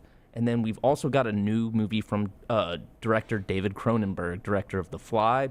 This one's called The Shrouds. It's about a creative entrepreneur who lost his spouse and develops a machine designed to communicate with the dead. I have never not liked heard, that. I've not heard much about this movie. He is a dark director. He's a very dark director, and I'm going to try and find a showtime for it. And then we've also got, I don't know where it's playing. Okay. But I'm going to try and find it. Not Lee Branch. Not there, no. And another theatrical release, Cheech and Chong's last movie. And if you thought, aren't they like 90 now? I don't want to see them doing the same stoner comedy. Yeah, it's a documentary. Oh, okay. Looking back at their that actually might be friendship pretty good. So Cheech is probably early 80s. I think Tommy Chong is close to 90. I think Tommy Chong is right around 90. Yeah. But they sell a lot of weed, a lot of gummies on the side now, legally. I bet they do. Yeah. Tommy Chong, I think, got arrested for his like pipes business before everything was legal. So Up in Smoke was one of their more popular things, right? Yep. So at some point they'll do Up in Heaven. What would be the name of their? You know what? their I don't title? understand how was the humor that dumb. When I was like 6 or 7, I watched Up and Smoke and thought it was hilarious. And I never smoked weed. Like, I don't know how I related to that film. What if Up in Smoke is about their cremation? So they start with Up in Smoke and they end with Up in Smoke. Yeah. I bet you could get high on Tommy's body. Oh, there's no doubt. Walk by that crematorium, you'll see the whole town's taking a nap today. You'll see colors. Yeah. And then finally, we've got a new movie on Netflix called Havoc. After a drug deal gone wrong, a bruised detective must fight his way through the criminal underworld to rescue a politician's estranged son, unraveling a deep web of corruption and conspiracy that ensnares this entire city. It stars Tom Hardy, Timothy Olyphant, and Forrest Whitaker. No, I did. It's really good cast. And it's hyped up. I saw the trailer. It looked a little too over the top, but I'll give it a shot. So there's no copyright on, because there was a Havoc with Anne Hathaway and some gang stuff back in the early 2000s. That was Anne Hathaway at her best, her A game. Yeah, I don't. Terrible movie. So there's no copyright. You can reuse names and stuff. No. I think so, because I watched a movie called Until Dawn last night, and apparently 4 years ago there was another movie called Until Dawn. Yeah, I wonder how that 40 does. years before that, there was another one. But if I did Casablanca, I mean, I think I'd probably get people to the box office because there's enough idiots out there that would maybe buy in. Right. It could have nothing to do with it. So there's got to be something. But I've seen a bunch of different titles that are used. By the way, it's got 69% on Rotten Tomatoes. The new Havoc. Oh, that's honestly pretty decent for a Netflix movie. That's our Michelson Laser Vision viewing menu. We'll talk to Todd Fuhrman when we come back right here on the Next Round. Everything Next Round is on demand now in the podcast section at nextroundlive.com. I'm attorney Alexander Shunnarah, Alabama born, Alabama raised, and ready to fight for your rights. I have one of the largest firms in Alabama, and we are here to help you get the compensation you deserve. Call me, Alabama, 323-1000. Your representation is made that the quality of legal services being performed is greater than those of other lawyers. Hey, Lance Taylor from the Next Round to tell you about one of our favorite places for breakfast, lunch, and dinner. That is Hamburger Heaven since 1982. Hamburger Heaven has been serving Birmingham's best hamburgers, cheeseburgers, French fries, hand-spun milkshakes, and sandwiches made fresh to order. All of their ingredients are fresh and prepared daily. This includes their beef, always fresh, never frozen, hand-pattied each and every day. For breakfast, lunch, or dinner, visit any of the 4 locations, Highway 280, Irondale, Gardendale, and Homewood. This hour of the Next Round is presented by the Birmingham Racecourse Casino, now featuring 7 days of giveaways with your chance to win a share of up to $125,000. The more you visit the Birmingham Racecourse Casino, the more chances you have to win. The biggest and baddest track in NASCAR is Talladega Super Speedway, and it's ready to put on another amazing show in April. If you've never been to the Talladega Super Speedway, you have to check it out. This beast is 2.5 miles of nothing but pure speed and incredible action at every single turn. Don't miss the Jack Links 500 NASCAR weekend at Talladega Super Speedway, April 25th through 27th. Get your tickets now at TalladegaSuperspeedway.com. Don't miss the action. TalladegaSuperspeedway.com. Hey, Lance Taylor from the Next Round to tell you about my friends at Michelson Laser Vision, located conveniently UAB Highlands. Almost 20 years ago, I went in for the procedure. Only took 12 minutes for both eyes. When I went in, I had 20/200 vision. I was legally blind. Now I have 20/15 vision, still 19 years later. Make the call today. Schedule a hassle-free consultation. 969-8100. Dr. Mark Michelson, Dr. Jen Michelson, Michelson Laser Vision. Make sure you tell them the Next Round sent you. 969-8100 or MichelsonLaserVision.com. The Legends of Golf return to Birmingham. It's the region's tradition, presented by Coca-Cola at Greystone, May 14th through 18th. See some of golf's greatest names like Ernie Els, John Daly, and Stuart Sink compete for one of golf's most prestigious titles. 4 days of thrilling shots, unforgettable moments, and world-class golf, all in support of local charities. The region's tradition, presented by Coca-Cola. Get your tickets now. Remember the name Way to Wellness if you're battling weight loss in your life. I'm Jim Dunaway from the Next Round. There was a time I was over 216 pounds until Way to Wellness helped me lose 45 pounds, and now for over 2 years, they've helped me keep that weight off. Here's their website, aplanforme.com, aplanforme.com. That's a great name for a website because there's no cookie-cutter plan. Everything is designed specifically for you. No contract, no sign-up fees, and your first consultation is free at Way to Wellness. Twin Peaks is the best in the game. Here, you're in the red zone for every college rivalry and divisional matchup all season long. I mean, where else are the scenic views as good as your view of the game? Only at Twin Peaks, the #1 sports bar. Hey, there's nothing worse than waking up to a plumbing problem. Don't get caught in a flooded house. Call the guys at Hemphill Services. Adam, Chad, and the team at Hemphill are the only ones I trust to fix it and fix it right the first time. Hemphill Services does it right and always at a fair price. For all of your plumbing, cooling, and heating needs, trust the name that Birmingham has trusted since 1954. That is Hemp Hill Services. Call now, 205-229-2090. That's 205-229-2090. I'm attorney Alexander Shunnarah, Alabama born, Alabama raised, and ready to fight for your rights. I have one of the largest firms in Alabama, and we are here to help you get the compensation you deserve. Call me, Alabama, 323-1000. No representation is made that the quality of legal services being performed is greater than those of other lawyers. Jim Dunaway, Lance Taylor, Ryan Brown. Live from the Birmingham Racecourse Casino Studios, the next round, presented by Bud Light, is on now. All right, Todd Fuhrman is about to join us from Vegas.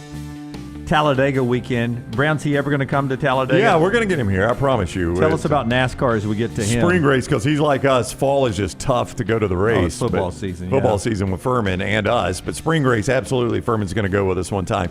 Talladega Superspeedway.com. It is this weekend, Jack Link's 500 weekend. Everything starts today over at the track with the qualifying, the ARCA cars, and then as Brian told us yesterday, the president of Talladega, Brian Crichton, triple header tomorrow with the qualifying and 2 races. The concert, Justin Moore concert on the infield. Woo! And then the Jack Link's 500 wraps it all up Sunday. You can still get your spot, Talladega Superspeedway.com. Talladega Superspeedway.com. Fuhrman, what is up, man? How are you, buddy? I'm doing well this morning, gentlemen. Hopefully you guys are as well. And no doubt I am long overdue to make my appearance at Talladega for my inaugural maiden voyage. Whatever you've heard about it probably isn't sufficient. I would imagine I've taken a lot of people for the first time, and they're like, I thought I knew what I was getting into here, and it blows me away. What tracks have you gone to, Fuhrman? So I have not been to that many tracks. I've been to Homestead, I've been to Vegas, I've been to Phoenix, I've been to what was then Fontana that's now destroyed, one of my favorite tracks, and I have been to Charlotte. So I have not seen any of the iconic short tracks. That was kind of the bread and butter for NASCAR, and I've never been to a super speedway, whether it's Daytona or Talladega. So I've got a lot of living to do, Dunaway, when it comes to NASCAR. And to your point, Brownie, everyone that has talked to me about Talladega said it's not the racing that'll change your life, but everything else around the racing. Yeah, I will tell you the best racing track you've been to is Phoenix. But the super speedway racing of them just rolling around in a big long line, that's something you need to see once in your life. It is 42, 43 cars lined up in one big train going at 200 miles per hour is a sight to see. And there's a spot, one of the first times I went, a long timer that worked at the track there showed me a spot for those first 10, 12 laps it's pretty remarkable, man. When they're steaming around. Are you in the infield or are you outside? No, it's there's a spot in the infield and there's a spot in the grandstand side, and they're pretty much in the same spot. Yeah. And when that train's coming around, man, you can feel it in your soul. It's crazy. Down coming out of turn 4, 3 and 4. If you're down in that area, I think that's a pretty quick place. You want to get your Johnson RV parked over there to watch them come off that high bank. And if you're up in where our girl Hannah used to put us, where you could watch them come out of turn 3 or 4, that's the place to be at Talladega. You know, the craziest part about those tracks, guys, that I don't think fans really appreciate, and I haven't seen it in person, like I mentioned, is how high the banking is. Oh, yeah. When you get in there, and if you were to try and physically walk up the wall, how difficult that would be. Done it. And what allows these drivers to keep those high speeds. And, guys, I thought during COVID, too, didn't Talladega open itself up for anyone that wanted to come bring their car out there to do a lap, if memory serves me correct? Yeah, they've done that before. I don't know. There are some limitations on that, I believe. Well, you have to sign a release form. Well, yeah, that. But then there's some there are a few other things I would imagine. I've learned, Fuhrman, that in America you can do a lot of things if you sign a release form. That is a very good point. A lot of countries you can do other things, not sign a release form, but you also can't take them to court.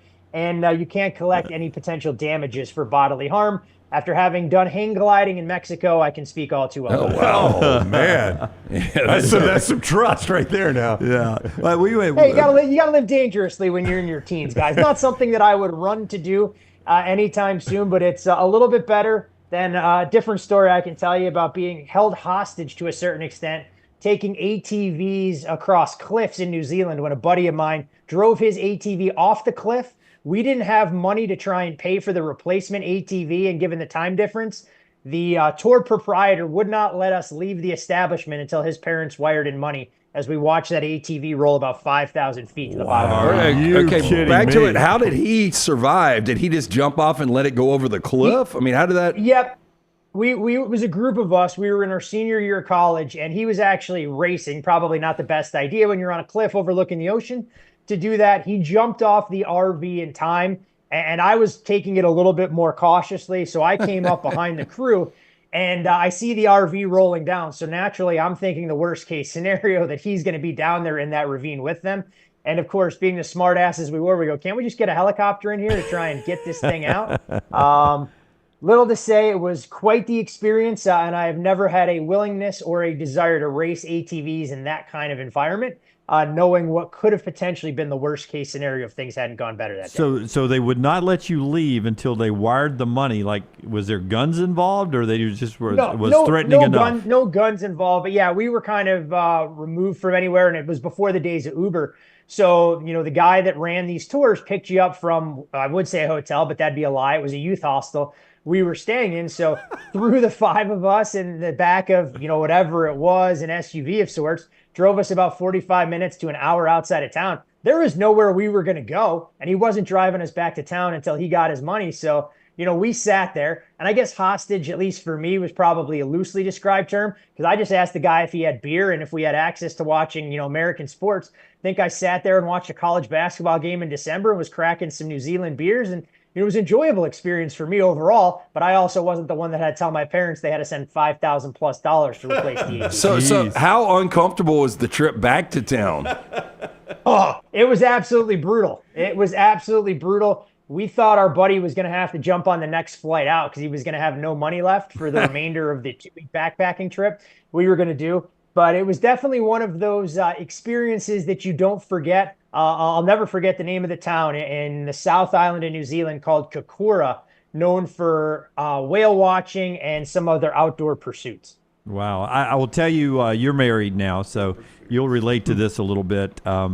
We went on some excursion on a cruise one time, me, my wife, and our 2 kids. The kids probably at the time were 12 and 7. And Maggie wanted to go swim with the stingrays and feed the sharks. And so just 2 old Joes down in some Central American country that we had pulled into port on. We jump on their boat, and there's probably about 16 tourists and these 2 old boys, and we're cruising out in the middle of the ocean. And we come up on one little sandbar, and they just sort of, throw the boat and anchor on the boat and jump out, and they start chumming the water. And, here come a few of these sharks up. Did you sign a release form? There's no release forms. Maggie's in that country. Maggie's trying to put the goggles on the kids. I said, I'm not getting in the water, and my kids aren't getting in the water. She goes, well, we came all the way to swim with the sharks. And I said, you get in, baby. Go ahead. But my kids and I are staying on the boats because she was acting like these were professionals. They were just 2 guys in a boat chumming the water. And there's no fence that keeps out mean sharks or anything. It made no sense. There was no 1 + 1 = 2 here. And I kept telling her, do you see an American flag anywhere? There are no rules. There are no rules here. And Doug, it reminds me of when we were looking to do our honeymoon. We ended up going to Africa on safari. We didn't do South Africa, though, and one of the big attractions there is cage diving with the great white sharks, and that was one of the things that I had looked at as a potential avenue and excursion. And my wife, we had been married for probably a couple months at that time. She just told me if I want to do that, just to make sure the life insurance policy was beefed up a little bit, because she had no intentions of jumping into the water with the great white sharks. But I give you a world of credit, because I have heard, horror stories about some of those things. And even in the Bahamas, when my wife was down there for a work trip, told me a story about swimming with the pigs. And one of the girls they were with actually got bit by one of the pigs that was there. And they didn't have any sort of medical disinfectant. There weren't tetanus shots or anything else. So I hope to this day, this happened a couple of years ago, that woman didn't need her leg amputated after she got bit in the ass by one of the pigs. Hey, suck out the pig spit, right? Hey, like a jellyfish. You I got to think pee on that's it. snake. I think that's snakes in the venom, LT. But you do what you can. Old cowboy movies. Fuhrman, okay, so back to the NFL draft round 1 last night. Early wrinkle, the Jags trading up to from Cleveland and get Travis Hunter. Was there any big liabilities for the books as far as props in round 1 last night? Actually, the one that worked out in the house's favor from speaking to a couple of the books was Mason Graham. People were betting him over his draft position at 5.5. Like, they thought that Mason Graham wasn't going to be a first-round pick. So anytime you see some of those trades and you can't go through the normal iterations of how you think the draft's going to unfold, it typically can work out in the house's favor. And that was one that fell their way. The one that they clearly got wrong was Shedeur Sanders. We saw that over-under open as low as 3.5. A couple of months ago. A prominent book out here in the desert opened his draft position last week at 8.5, and it was heavily juiced to the over. But there was no price tag big enough that you could attack to Sanders that drove that up. The one that saw the best two-way action, at least for the books that I spoke to, was over-under number of quarterbacks to come off the board in the first round. That number was set at 2.5, and we saw quite a bit of back and forth around that. What was interesting is that Jaxson Dart moved to a substantial favorite to be selected before Shedeur Sanders, but at the same time, Dart's draft position never changed, sat pretty steady at 24.5, and go figure, he falls right outside that top 24 range to the Giants, who trade up for the Houston Texans. But the one thing that we have seen from the draft, and if we use like a 9-year sample size, if you'd blindly bet under the number of quarterbacks that come off the board in the first round, you'd be 7-2 in that particular market and have some pretty good price tags that you've been able to cash in on, given that quarterbacks create all the buzz and the fanfare. And even while they're overdrafted, odds makers force you to pay a premium for that number to go over. Wow, that's 7-2 is a massive crazy, number. yeah. That's crazy. I think I know the answer to this, but I'll ask you: is there a first-round draft pick that went last night that changes anybody's win total next year? One that'll change a win total, but I do think there was one player, in my opinion, that really stood out and what the kind of impact he's going to be able to have for his team as a first-year player, and that was Omarion Hampton, landing in what I think was the perfect spot as a member of the Chargers. You look at the way Coach Harbaugh wants to go about operating his offense, dealt with a rash of injuries, and we saw early in the season what J.K. Dobbins was capable of doing behind that offensive line. I think Hampton's the guy that won't change the win total, but could have a potential major impact in fantasy. And I've actually seen some numbers on him to be Offensive Rookie of the Year as high as 12-1. I actually think that's a pretty good bet, given the scheme and fit that the talented running back out of North Carolina will get to have working in his favor in his rookie season. Todd Fuhrman is with us at Todd Fuhrman on social media, bettheboardpodcast.com. He's on the Alexander Shunnarah Trial Attorneys Hotline. Dunaway just shared with us, though, that the early betting favorite for Rookie of the Year in all of this is Ashton Jeanty at Las Vegas. You live out there. What is the excitement level for Jeanty, and why do the bettors seem to think early on he's the play there?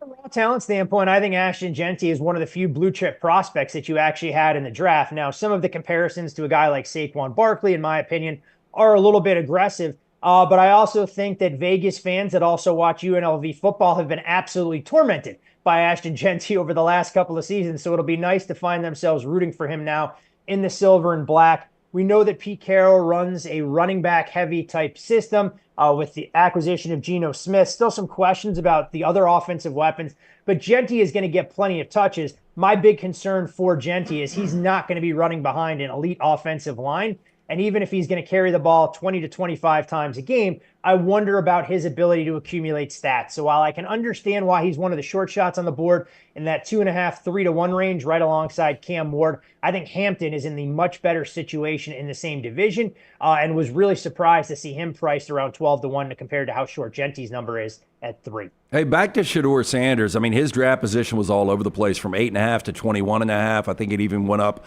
higher yesterday. Do they reset the market? Like, I haven't seen any second-round draft props, but do they specifically do something for Shedeur today? Here's the catch-22 out here in the desert. We don't have second-round draft props available to us. And you actually, if you want to bet even the first round or anything draft-related, you have to do it 24 hours before the event is scheduled to start. Fortunately, in other jurisdictions of the legal variety, there are some of those options, LT. And when you're looking at Shedeur Sanders, he is actually the odds-on favorite to be the first pick to come off the board for the Cleveland Browns. Right now, at a very prominent book, you can lay $1.25 for Shedeur Sanders to be pick 33. And if you're looking at some of the other odds for players that are there, Travion Henderson 5-1, Mason Taylor 6-1, and Mike Green, the talented rush end out of Marshall at 8.5. So before things fall off. Now, if we want to get a little bit more granular there and try and identify the team for Shedeur Sanders, and I know a lot of people go, wait a second, you just told me that he was minus $1.25 to be the first pick off the board, and that's right up there. Cleveland at minus $1.55 is the team most likely to select Shedeur, followed by the Raiders at about 3.5-1, the Saints at 11.5-1, and the Rams kind of that next long shot to make a world of sense at 10-1. For a lot of people that had Shedeur mocked to the Steelers, to my knowledge, don't have a second-round pick, so they'd have to trade up and give up some draft capital. 11-1 there. Now, what'll happen first prop that I think will be more intriguing to Alabama fans that are out there, Jalen Milroe, $1.45 favorite to be selected before Tyler Shuck. So interesting draft markets that are out there, not nearly as big a menu for the second round as what you'll see for round one, but there still are some opportunities for folks that think they have a little bit of draft intel or want some skin in the game. Listen, I'm going to play Austin Cindric this weekend at Talladega, but Ryan Blaney seems like he's figured this track out a little bit. I know you don't usually bet the super speedways, right? I do not, just given the unpredictable nature, but I think to your point, Dunaway, if you're trying to make a case for guys, and while short shots typically aren't the way to do business, Blaney and Cindric make a world of sense, not by coincidence that Blaney, Cindric, and Logano, all teammates, driving Fords for Team Penske, are the three short shots on the board.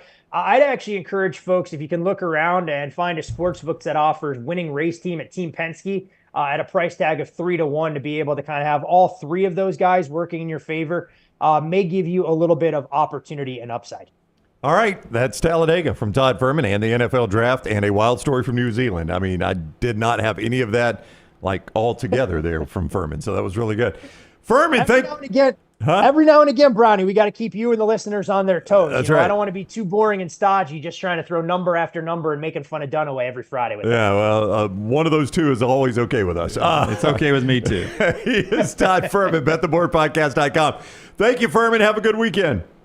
Always a pleasure, gents. Enjoy the basketball this weekend and, of course, the subsequent rounds of the NFL Draft. You bet. You too, buddy. Fuhrman with us on the Alexander Shunnarah Trial Attorneys Hotline. Our friends at Hemp Hill, time to get that the cooling system checked up before we do our 4 downs today. Tell us about Hemp Hill. Yeah, make sure that HVAC unit ready to keep up with this changing weather. Right now, $1,000 off on the HVAC units from our friends at Hemp Hill. Also, 0% financing. For more information, call Adam, Chad, Andrew. The guys there, 205-229-2090. Hard to stop a train. For more information, hemphillservices.com. And 4 downs always presented by our friends at Bojangles, the brand new Bowberry cookies right there at Bojangles. Those things look amazing. You could try one today at your local Bojangles. It's bow time.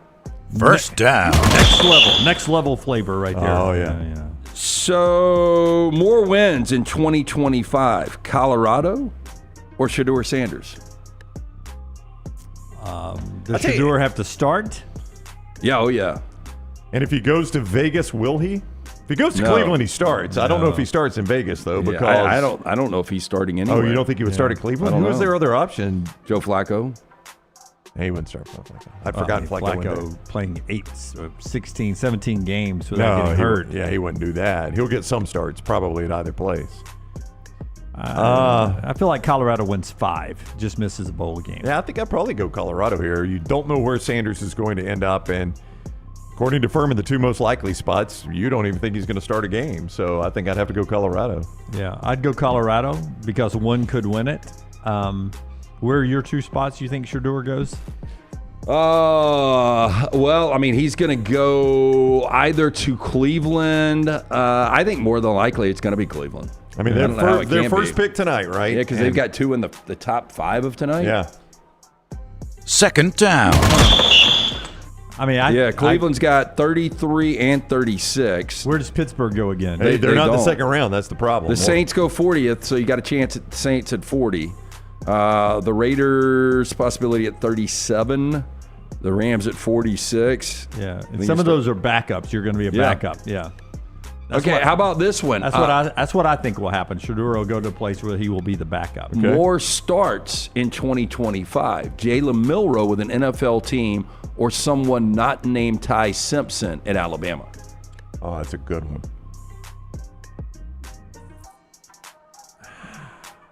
Are you asking me Jalen Milroe starts? Yeah, Jalen Milroe starts. No, I'm saying more Jalen Milroe starts or somebody not named Ty Simpson for Alabama. I don't think Jalen Milroe starts a game. Yeah. I think there's a scenario where Keelan Russell could start, Austin Mack could start. I think I would go the Alabama side. I'd go the Alabama route. Again, like most good 4-down questions, I think Milroe probably doesn't get a start, and I would think Simpson gets all the starts personally. But with that said, the more likely one would be somebody other than Simpson starting for Alabama. Because at that point, you're probably betting on an injury maybe in either situation to get a start. I will say, though, if somebody like the Saints drafted Milroe today. Oh, if it was the Saints. Yeah. Or the Browns. I mean, the Browns are probably going to be out of it, and the Saints will be out of it quick. They're the worst team in the NFL this year, I think the Saints are. Yeah. So I think they're going to be out of it pretty quick. So they're probably, I mean, you at least see what you got in the guy, right, once you're out of it? I mean, how much was the Saints paying Taysom Hill? Far too much. Yeah, $6-7 million a year. I mean, that was a good package, right? I mean, that was successful at times. Oh, look, he is Taysom Hill on steroids. Why would you not do that? Yeah, no, I think somebody might. I mean, there's a place for that package, right? Oh, absolutely. Like, whoever does draft him, it probably isn't a backup role. And why would you not have him on the field at certain things? Like even the Steelers last year, I remember them bringing Justin Fields in for third down situations. Yeah, I mean, I know it's unique situations. You don't want to pay too much money for a guy like that, but under his rookie contract, how good could he be running the ball but still have enough arm to throw the football in that situation? But then again, if you ask me, Jim, do you feel like second or third round for Milroe? Wouldn't surprise me if he's in the third round. Blow me away, yeah. Third down. Tim Duncan, 49 years old. Better career, Tim Duncan or Tim Cook? Oh, Tim Cook. Tim Duncan.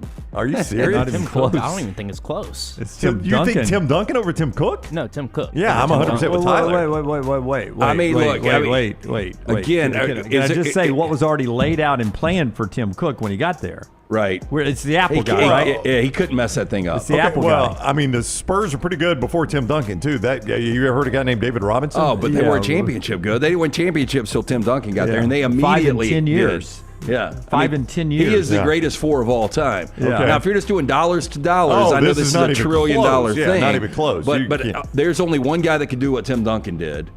And back to the Roger Goodell, I think there's more people that could do what Tim Cook did. All Tim Cook had to do was to not bankrupt them. That's right. Just show up every day. That's very hard for a lot of companies when they change leadership. I know. I know. A lot of them just get run into the ground. But first off, I mean, this is meth and crack cocaine combined for the American people. Right.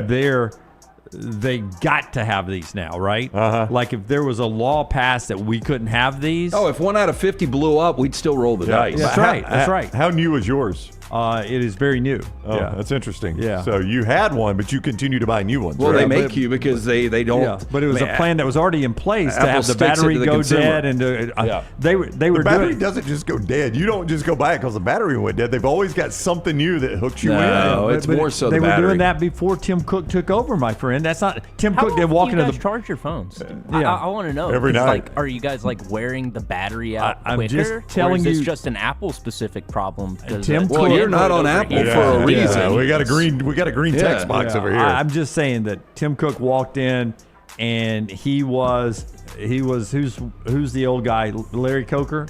Right. Yeah. I mean, he was Larry Coker. You guys understand Tim Cook, they didn't go pluck him from a McDonald's fry line, No, right? right. He was part of the team that built all this. Pride of Auburn as well. Will you give me this? There are 1,000 people in this world that could probably do, maybe not as good. No, we're close. No. Oh, yeah. No, you're out of your mind. Oh, my God. Y'all understand that Tim Cook, I cannot believe I'm battling for Tim Cook. I don't even really care. I could find more people at the floor of Bama that look look better than Britney Spears and could do the job better than Tim Cook, or as good as Tim Cook at Apple at the floor of Bama. Y'all are out of your mind. Forget that. I could go to the floor of Bama this weekend. One of the dumbest things ever said on this show. No, I do that's think a high This is bar. up there with the Saban versus Gandhi question. Yeah, well, Saban is in front of Gandhi. I still there stand by that. there are more than 1,000 billionaires and a lot of self-made billionaires and some very smart people. Right. If you put them in charge of the CEO of Apple, they would continue to do what Tim Cook is doing. Again, Tim Duncan is a one of one. Yeah. Steve Powers, our buddy Steve Powers at the floor of Bama. I don't know if he could run Apple. If we just put him in charge of Apple. I don't know about that. I don't think any of us could, but I'm just saying, like, there's a lot of competent people that could do it. Yeah. I'm good. First thing I'm going to do if I walk into the Apple, you're the new CEO, I'm going to say, okay, what have we been doing? I was like, okay, let's stick to that plan. He didn't have to Phones, do that. watches, iPads, He didn't have to do laptops, that everything. because he was part of the team that was building what they were Yeah, doing. but That's what I'm trying to he's tell got you. a bunch of nerds Y'all under him like- that are able to do this. y'all- Tim y'all act Duncan like did it he himself. was one of those nerds. He was one of the main nerds. Yes, and he was the main nerd. But I'm That's what I'm still trying to saying tell you. Y'all are that's acting what I'm like saying, he there's a- parachuted out of a plane, I know. landed in Cupertino, California, and was like, "Oh my No, God, we he needed a CEO, and God just deserves dropped us to a be CEO." there. I'm just saying, This there's is insane. there's hundreds, even thousands of people that can do what Tim Cook. There are not. How That many is people can do what Tim crazy. Duncan can do? Not very many. Nobody. Not very many could have done what He's a Tim Cook one-on-one. did. Yeah, Tim Duncan, not close. I was probably going to lean Cook, but y'all have sold me on Duncan. Who's the second best four of all time? I don't know. Kevin Garnett, Charles Barkley. Okay, those guys are all really, really good. Yeah, they are. But I mean, we are talking about the best of the best. Is he the best CEO of all time? One of them. He's got to be up there. Yeah. How he took over a brand. Jim, Tyler, is my mic on? Because No, I keep saying hearing the you. same thing over and over again, and but Jim refuses to listen to it. He was set up for success. Like, I think Apple, He was their part profits of- How have. many people get set up for success and then piss it all away? Yeah. So many. No, I'm Amazing. just saying there's Amazing 1,000 you do. people that would have had the success that Tim Cook had. absolutely. So easy to do. Fourth down. Al Pacino. His birthday, Al Pacino is now 85 years old. If I ask you, favorite Al Pacino film? I know yours is for me. Godfather 3. Godfather 3 was a disaster. Should have never been made. Really, the only time Al Pacino I thought was a very good actor was in the original Godfather. Most of the time, I think Al Pacino's just playing kind of a He's really over the top. in over the every top other Italian role. guy in I every love single role. Scarface, but he's absolutely nuts. Al in that Pacino's role. a very overrated actor for me. I mean, I think his 70s stuff, Needle Park, Dog Day Afternoon, Serpico, I mean, those are gritty you roles. can only walk around and talk like this so many times. I mean, my God, it's the same role over and over. But, you know, Sin of a Woman, really over the top, but I thought it was a great performance. And I thought that character was kind of over the top himself, so I think it worked hand in hand. So you're saying he got typecasted, Brownie? Well, yeah, I think he cast himself into that type. Yeah, he's just like, I'm an Italian guy with a gravelly voice. If y'all need a mobster, I'm good to go. Y'all just let me know when to show up. So they're like, okay, we'll put you in every one of those movies. Well, that's basically what he did in The Irishman as Jimmy Hoffa. He was just yelling the whole time in a gravelly voice. Exactly. I mean, and Heat did kind of the same thing. And well, that's what Scott says in the chat. He says his favorite Al Pacino movie is Heat, but not because of Pacino. Not because Definitely of Pacino. not because of Pacino. Yeah. But it's a great movie. Yeah. But the Pacino and De Niro scene in the diner is pretty awesome. Just considering they had never shared the screen together. Yeah, that was the first time ever. Yeah, because, you know, I mean, because Godfather 2 was so good and you had the back and forth with De Niro and Pacino, but they never shared the screen until that moment, and that was pretty awesome. I remember loving the movie Serpico. I never really watched The Godfathers until later in life. I liked Carlito's Way. I know Brown didn't. Yeah. I wasn't a huge fan, no. Scarface is really good. I like Donnie Brasco. I think that one's underrated. Yeah, and I think he played it really good. He wasn't over the top in Donnie Brasco. No, not at all. Yeah, he played that role really well. I thought The Devil's Advocate was... terrible movie. Don't tell me you thought that was good. It's entertainment. That's one of the worst, but you were just waiting to see her get naked. That's the only reason you liked that movie. You thought she was going to get naked. Once Upon a Time in Hollywood. Do you have a small part in that? Small, yeah. And played it well. Yeah. I mean, look, he's had an incredible career and still getting around pretty good, 85. Yeah, relatively speaking. Yeah. Got a new kid, right? I don't know that, Tyler. I hope not, but, you know, hey, whatever. It wasn't long ago, right? Like yeah, I 3 or thought 4 years ago? Yeah, I thought it was a couple of years ago. So he would have to literally live past 100 to see his kid graduate. He would. I'm going to bet against it. I'm betting against it, too. We don't need Fuhrman on this one. Whoever got that dust and had a kid with him is going to cash in. That is correct, yes. That is 4 Downs today, brought to you by our friends at Bojangles. Don't forget the new Bowberry cookie, available for a limited time at your local Bojangles. It's bow time. And our friends at New Life Art, your opportunity now to capture a moment of history without the outrageous mobster-sounding Al Pacino in it. It's Nick Saban there, though. He's a guy that will wake up some echoes for you. Those 6 national championships in Tuscaloosa. Get that information right there at DanielMooreArt.com. DanielMooreArt.com. The promo code is TNR. All the great works as well. Go check them out. DanielMooreArt.com. And our friends with the Birmingham Stallions. Brownie, big rodeo night coming up this weekend. That's right. Back in Protective Stadium, you can go watch the 3-time defending champion Birmingham Stallions. Fitzy's just staring at us because we're late. Sorry, Fitzy. We'll be with you momentarily. It's our fault. It was an Al Pacino question. Sorry, Fitzy. We'll be with you, I promise. It was a Tim Cook, Tim Duncan question. Stallions return Friday, tonight. Enjoy pregame concerts. Stay for the postgame fireworks at Protective Stadium. Get tickets now, UFLStallions.com. Pat Protective, UFLStallions.com. Ian Fitzsimmons, in 4 minutes, he's staring at me because we're late. I'm not going to look at him. Follow Scott Forrester on Twitter at Scott Forrester TV. I'm attorney Alexander Shunnarah, Alabama born, Alabama raised, and ready to fight for your rights. I have one of the largest firms in Alabama, and we are here to help you get the compensation you deserve. Call me, Alabama, 323-1000. No representation is made that the quality of legal services being performed is greater than those of other lawyers. It's bow time. Tired of choosing between sweet and savory? Why not have both? Introducing Bojangles' new chicken and bowberry waffles. The bold Cajun chicken filet you love, now drizzled with a bowberry honey glaze and sandwiched between 2 warm waffles. Which means your favorite meal of the day just met your new favorite dish. And lucky for you, it's served all day. But it's only here for a limited time, so try chicken and bowberry waffles at Bojangles today. It's bow time. Storm season is here. Make sure you have a plan of action in place right now. Greg from Pell City and Storm Restoration Roofing should be your first call when storms hit. Insurance companies love working with Storm Restoration Roofing because of Greg Nelson's name and reputation in the industry. When storms hit, call Greg Nelson. He's local, 205-542-3531. He's the home of the free no-cost roof inspection. Greg from Pell City on Facebook, 205-542-3531. It's Storm Restoration Roofing. Hey, you. Days warming up. Looking like spring. And at New Balance Birmingham, we've got the thing. What pops and what's fresh? Check the selects. Come together at New Balance Birmingham on Highway 280, right next to Chick-fil-A. New Balance Birmingham. We got now. The biggest and baddest track in NASCAR, Talladega Superspeedway is ready to put on another amazing show in April. If you've never been to this track, you've got to come check it out. 2.5 miles of nothing but pure speed and incredible action at every turn. Don't miss the Jack Links 500 NASCAR weekend at Talladega Superspeedway. It's April 25th through the 27th, and you can get your tickets right now at TalladagaSuperspeedway.com. That's TalladagaSuperspeedway.com.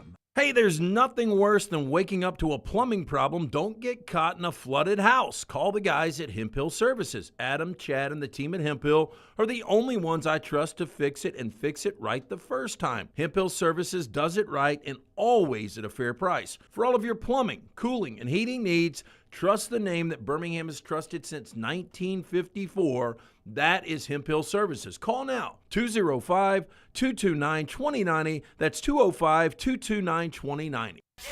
Birmingham's fastest party returns to Barber Motorsports Park May 2nd through 4th. Medical Properties Trust presents the Children's of Alabama Indy Grand Prix powered by AmFirst. Experience 3 days of high-speed action featuring the fastest drivers in the world from the IndyCar Series. Enjoy the Kids Zone, food trucks, beer garden, Ferris wheel, fan zone, and more. The Children's of Alabama Indy Grand Prix powered by AmFirst. Kids 15 and under get in free. Get your tickets now. Man, I love a good meal. I'm Jim Dunaway. A good meal is what you get with my friend Sterling at Champy's Chicken on Highway 119 in Alabaster. We're talking great southern fried chicken, wonderful sides, hand-cut chicken fingers, po' boys, and those Mississippi Delta recipe tamales. You got a perfect menu for everybody. Champy's Chicken is perfect for watching the big game, or taking a meal to the lake house, down to the coast, or stay in the restaurant and dine in a great atmosphere. It's all made fresh to order right there on 119 in Alabaster, Champy's Chicken. I'm attorney Alexander Shunnarah, Alabama born, Alabama raised, and ready to fight for your rights. I have one of the largest firms in Alabama, and we are here to help you get the compensation you deserve. Call me, Alabama, 323-1000. Your representation is made that the quality of legal services being performed is greater than those of other lawyers.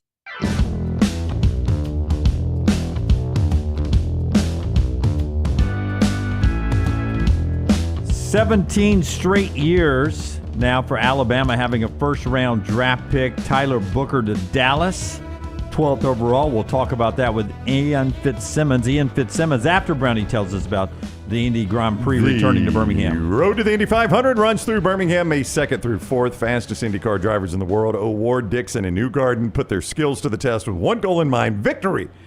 Miss America Abby Stockard makes the most iconic command in all of racing as the Grand Marshal. May starts here. Children's of Alabama Indy Grand Prix, powered by AmFirst.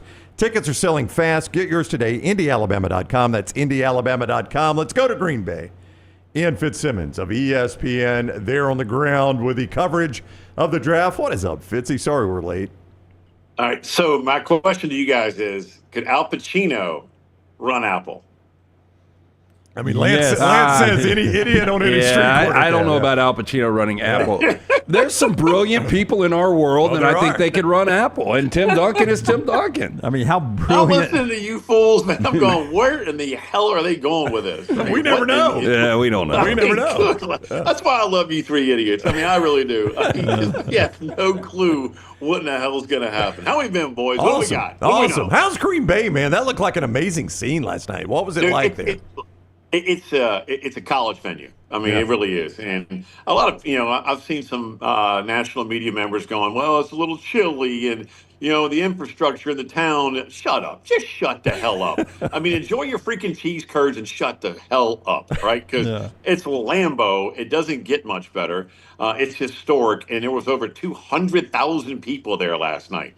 It was awesome. Look, we parked next to, the rights holder media entrance, which is like maybe a 50-yard walk. And this is Lambeau, right? Where you pull in, you go through the neighborhood, and we pass this one home that says, Packer fans, our bathroom is yours. Bears fans, go to hell. It was just awesome, right? Another house had, Packer fans, parking $10. Our house is yours. Any other fan base, $100, and you're not using our shitter, right? You can't make it up. You turn the corner out of this neighborhood, and there it is. There's Lambeau, and it's like a grass parking lot. It's amazing. And then the lot next to it, that's where the draft was, and is. And I'm telling you, when I say at 4:00, guys, it was a sea of humanity. By the time the draft started, they stopped letting people in. They had to actually use Lambeau as overflow. I mean, it was absolutely remarkable. So it's been, to me, it's been amazing just because it is kind of like coming to a college town to watch one of the biggest sporting events of our sports calendar year. It's been awesome. Sitting last night at the bar restaurant, I was with Leighton and watching the pre-festivities. It looked like Wembley Stadium at Live Aid. I mean, it was that packed out. It was funny that Leighton was asking me, do you think those people wear diapers? Like, how do they go to the bathroom? Brown's wife asked him the same thing. Same thing, yeah. It's just, but I was going to ask you, the infrastructure, I mean, were they prepared for that mass of people? So they opened the gates at noon. Man. Right? So they're serving beer at noon. Those people are all the way up front against the barrier, like the very front row, like you're at a Rolling Stones concert. That was the question we were having actually in our pre-draft meeting. Mike Tannenbaum brought it up, going, are they allowed to leave and then come back to that spot? Because that's a long time to hold it. Because hydration leads to urination, and these people were hydrated. I mean, there were some hard chargers out there. But you guys will love this also. So walking through the parking lot of the Best Western Hotel. I mean, this is where the media parking was. Literally in a Best Western parking lot. 40, 50 yards from Lambeau. And there's this parking sign that said, parking 10, right? $10 for game days. It said parking in black Sharpie, the number 10, game day. They had written in pen another 0 for the draft. Wow. So parking went from $10 for a Packer game to $100, and the damn lot was full. Wow. Right? Wow. So that goes to show you how big this damn event has gotten, boys. I mean, it's remarkable. Yeah. I mean, and forget infrastructure and whatnot, man. You got good restaurants. LT, you'd sit down at the Republic Chop House and hold court. I promise you. So go Google, you'll see, you'll know, and then get back to me. And there's a casino here. What more do you want? Yeah. I want to go to a Packer game. I just don't know if I want to go in September or December. Do I want the full experience or just the partial experience? Man, just go ahead and toughen up. Yeah, you want full-blown, freezing Lambeau. I mean, why not? It's the frozen tundra. I've done one game here when my brother was coaching for the Lions, and that was amazing, having two kids from Folsom, Louisiana. One coaching an NFL game, the other calling it. I mean, it was Jim Caldwell back in the day told us we have a better chance of hitting a lottery, right, than two kids from a town at one traffic light, sitting at Lambeau Field calling an NFL game and one coaching in it. But, hey, Dunaway, do yourself a favor. Just come freeze your butt off up here. You'll love it, man. It's awesome. So It's really love to do historic. that. Hey, the price point's not bad on this Republic Chop House. I knew you could do. Yeah, I mean, a petite fillet's $46. I think here they're about 60. Aren't they? It's cheaper than Birmingham. Yeah, a man. cowboy ribeye bone-in 20 ounces, only $69. Boy, that sounds good. What'd you get last night? Sea bass 2 nights ago. Sea bass. The old sea bass. Yeah. He's on My ESPN. steak, the steak I cook's gonna be better than anyone I get at a Okay, steakhouse. thank you. I say that, and I get destroyed on this show. Yeah. What if Tim Cook was cooking it? I say that, and I get destroyed. But Fitzy, I'm with you. I can cook a steak for me. Yeah, I've better gotten to than that. anybody. I've gotten to that point too. I mean, with New York Butcher Shop, I mean, the meat does make a big difference. I know how I want it better than anybody else. Yeah, Not me, Ben. Not me. I want to be served. I want somebody else to cook it for I've me. been served in that market, but in a whole different way. So Hey, there you go. hey, so obviously the big story is Shedeur, right? Like, Is my mugshot still out there, LT? I think it is. Oh, Do we have yeah. it? yeah. Yeah, I mean, I'm sure Forrester or Tyler can find the mugshot. Kansas State collared shirt. Never forget, hair all over Nick Nolte like. I should have if I'd have thought ahead. $7.25 for Schwen sweet and sour pork. Yeah, if I thought ahead, Fitzy, Taylor Korn, our social media director, sends out the guest every day with a photo, and Scott does it too. I would have used your mugshot. The for the photo. mugshot. I wish I'd have thought to tell him to do I look it. like Nick Nolte in that. Yeah, you did. We'll find the mugshot. But Shedeur Sanders, I wasn't obviously sorry listening to radio last night. I was on the couch just watching, Herb Street and Reese and Saban and who else was on there? Desmond. And Shedeur, and Dunaway said this, like one broadcast, it was nonstop Shedeur. Those guys that I was watching, they really didn't talk about him much. How big of a story was it on your end with your producer? And where do you think how do you think it plays out in day 2? We probably mentioned it every, fourth pick. And I thought the Giants did a masterful job. You took best player available and then moved back into the first round and took the quarterback that they really liked, Jaxson Dart. But for Shedeur, we really started hitting it hard at pick 19 because Mike Tannenbaum, who's obviously a longtime NFL GM, he brought this up, and I completely agree with him. Pittsburgh at 21 was the backstop, meaning if they don't take Shedeur at 21, he's falling out of the first round unless somebody moves back in to get him. And when Pittsburgh went with Derek Harmon, who I thought was that was a smart pick, that dude is a mover of men. I mean, 34 quarterback pressures as a D tackle. Come on, guys. So I think the Steelers actually made a smart decision. And then, once they pass, we're going, unless somebody moves back in, Shedeur's falling out. So now Cleveland, with getting Mason Graham, they have the first pick tonight in the second round.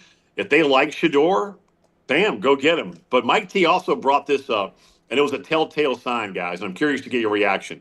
He found out that the Sanders family did not and was not going to allow ESPN or NFL Network to put a camera in their house. When was the last time you heard the Sanders family going, no cameras? That's a great point. I've never. I mean, Mike T kind of teed us up right before the draft going, boys, we may have an Aaron Rodgers here where the backstop for AR was Green Bay at 24, right? And they actually took him when Alex Smith went number 1 overall. But the moment Tannenbaum said there's no cameras in the Sanders household, we all went, ooh, it could be a long night for that dude wearing 2. Okay, we just saw again on the NFL Network the Tyler Booker run through the tunnel to get out there with the commissioner. 12th overall. He, for 2 years, have been on our show weekly. We're very close to him. He's always been a professional. How do you think the Dallas fan base reacted to Tyler Booker? The football fools were going, why we take him at 12? But every NFL GM, every scout that I talked to getting ready for the draft, guys, they had him in the top 20. So really, to me, that wasn't that much of a reach. Look, think about this. In nearly 1,000 pass protection snaps, you know how many sacks he gave up? I think it was 1. I thought it was 1. Was it 1? I thought I was going to say 2 or 3, but man, that is 1. incredible. Yeah. That's it. And Kalen DeBoer told us this great story when he joined us last night before the draft. He said that Book has just determination that is second to none and is one of the best leaders he's ever been around. And I said, would give us an example. And I'm not going to mention the player, right, because it's a big name that's still there. But he said in practice one in fall camp, was one particular player was kind of loafing from session to session. And Booker looks over going, man, I love you too much, and you're too damn talented for me to allow you to be average. We sprint from session to session. Wow. And I'm going, that was not only tough love, but, a firm slap across the face, right? That's a leader that knows how to not just lead by example, but do it in a way that you're not going to be hacked off at the guy. So Zach Martin retires. It was, I thought, one of the smarter picks that the Cowboys have made probably since they took Zach Martin over Johnny Manziel many years ago. Yeah, I think that one sack may have been the national semifinal game against Michigan with another first-round draft pick running right up the middle to get Milroe. Oh, you mean the Miami Dolphins pick or Mason Graham? I think it was Mason Graham. Oh. Yeah. Ian Fitzsimmons. That dude's a bad A. Who, Mason Graham? Man. Yeah. I mean, state champion wrestler. He's a beast. To think about Fitzy that they got, I mean, some are saying they may even fleeced Jacksonville for what they got out of that. To trade down and still get a player like Mason Graham, that was a pretty remarkable move by a franchise that normally takes a lot of bullets for what they do wrong. I mean, and it was Jacksonville, they're taking a lot of heat right now. But did they get 2 players with 1 pick? I mean, how much? We don't know. Yeah. I mean, I don't know how they're going to utilize him. What does your guy Tannenbaum think? I mean, what do you do in the NFL with a player like that? So Mike T said he's a wide receiver first, right? Okay. Oh, wow. And if I'm Travis Hunter, I want to be a wide receiver because guess what?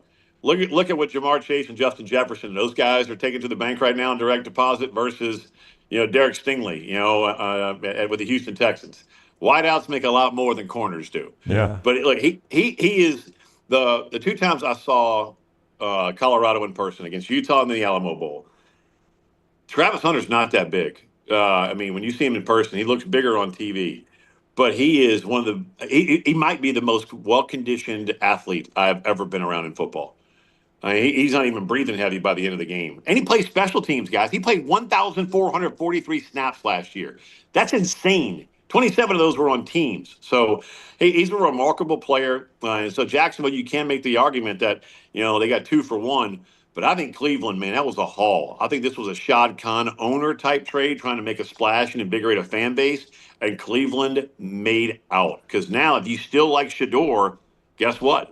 As we just talked about, you can still get him, and you got Mason Graham, and a haul of draft picks. They do have a new stadium coming on board in Jacksonville. You want to fill that thing up. I promise you, I swear, I think Saban and Herbstreit on the ABC broadcast said they think he's a corner, not a receiver. Well, I'm sure Saban does. Yeah, so that tells you. Hey, Jim, to your point there, so Tom Telesco, longtime NFL GM, now joins us every Tuesday on ESPN Radio, and he made the comment, he thought he was corner first at the start of the year, and then watching how much he's evolved as a wide receiver, he basically said, I'd ask him, what do you want to play? Because he's equally as talented on both sides of the ball. That's high praise, man. Yeah.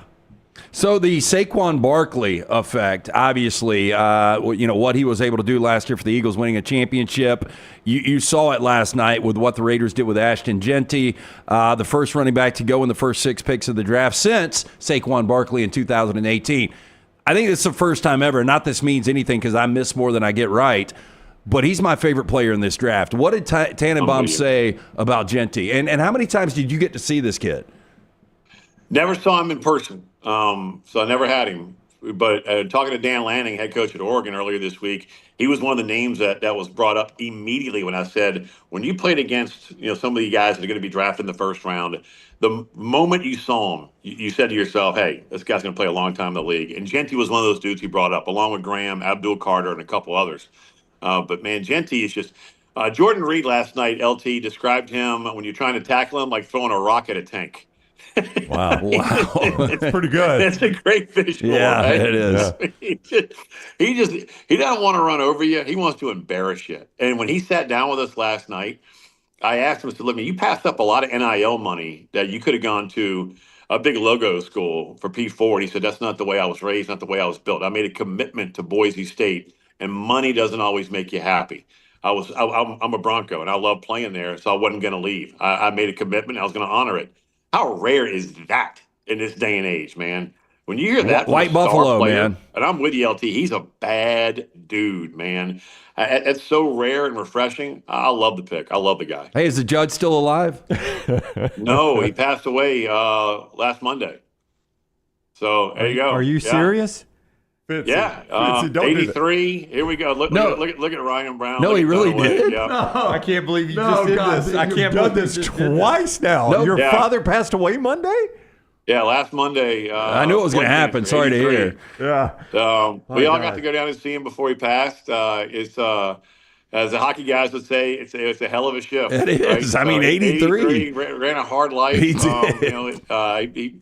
He went. It was a blessing. Yeah, but lost him last Monday. Yeah. Go ahead, Ryan. It's okay. You laughed. I mean, sorry, but You're all good. The timing of that joke did not. Is the judge? Did we? No, It wasn't a joke. I mean, if I ask you What was every time we talk, sooner or later, it's going to happen. Yeah, but you were doing it as the punchline to the great SEC Media Day moment. And like, for we lost the judge, didn't we? Yeah. Wasn't that the question? Ian and I, still we with talk almost every day via text.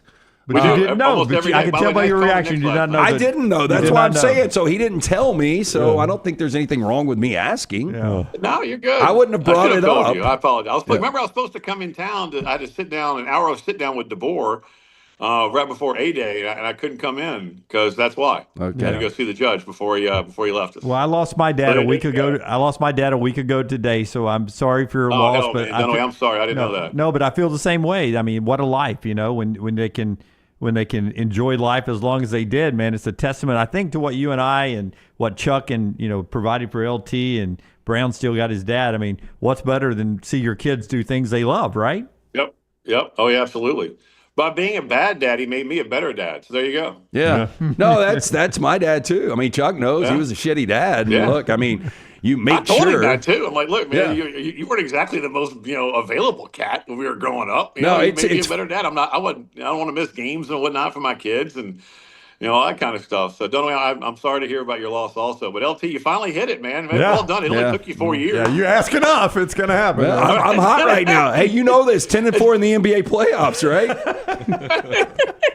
Yeah, but Hey, you're I mean, always but the Browns are going to hit on a quarterback eventually. At some point, yeah, you're 10-4. At some point. 10-4 in the NBA, but you're 0-2 lifetime on Fitzy's dad. No, I asked. I just said, is the judge still alive, or is the judge dead? I didn't know how to put it. At least you didn't You can't respond make with, this "Oh up. yeah, I just love yeah. Brownie's reaction when I said, "No, he lost him last Monday." So good. I thought, I thought y'all were was setting gonna us up spit for all a over bit. himself. Yeah, I did No, too. I thought it was a joke. I Yeah. thought it was a joke too. Yeah, I thought you were setting us up for a bit. Yeah. Nah, he gone. He gone. All right, so here's a great time to show gone. Here's a great time to show Fitzy's mugshot too. Scott has that. Let's just go into the There you God, go. Fitzy. Look at this hair. no. Get ready for the hair. That was man. a rough the day. hair is amazing. I got to be Rough honest. day. You look, and that was in 2008, so 16 years ago. Yeah. You look healthier now.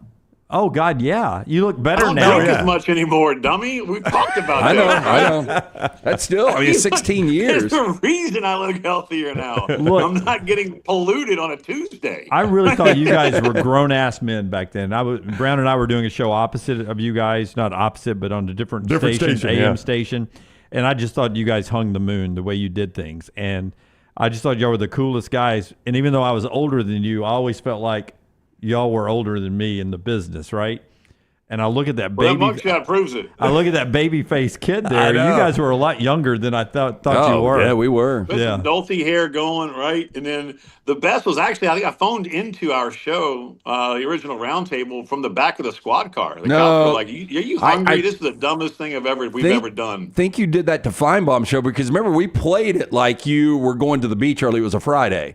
And by the end of the show, it was a 4-hour show. People were sending that. Yeah. And that was 2008. I can't even imagine how immediate it would be in 2025. It's pre-social media, yeah. We'd have a live stream going now. Hey, guys, the best was LT wanted to do the show live from Schwinn Chinese restaurant in Tuscaloosa, where that bounce check for like $7. It was an opportunity. It was a sellable opportunity. When I left town to go to Bristol, Connecticut, LT's like, we can make some money off this, man. What about a live broadcast from Schwinn? We have the round table special, whatever I ordered that day. What do you want to do? Hey, honestly, I thought I was a really good collector as far as a bookie back in college, but that Chinese restaurant to hunt you down decades later over a $16 check, that's pretty impressive. Taxes, owning homes, right? That warrant for a $7.25 check. Oh, fantastic. Doesn't get any better.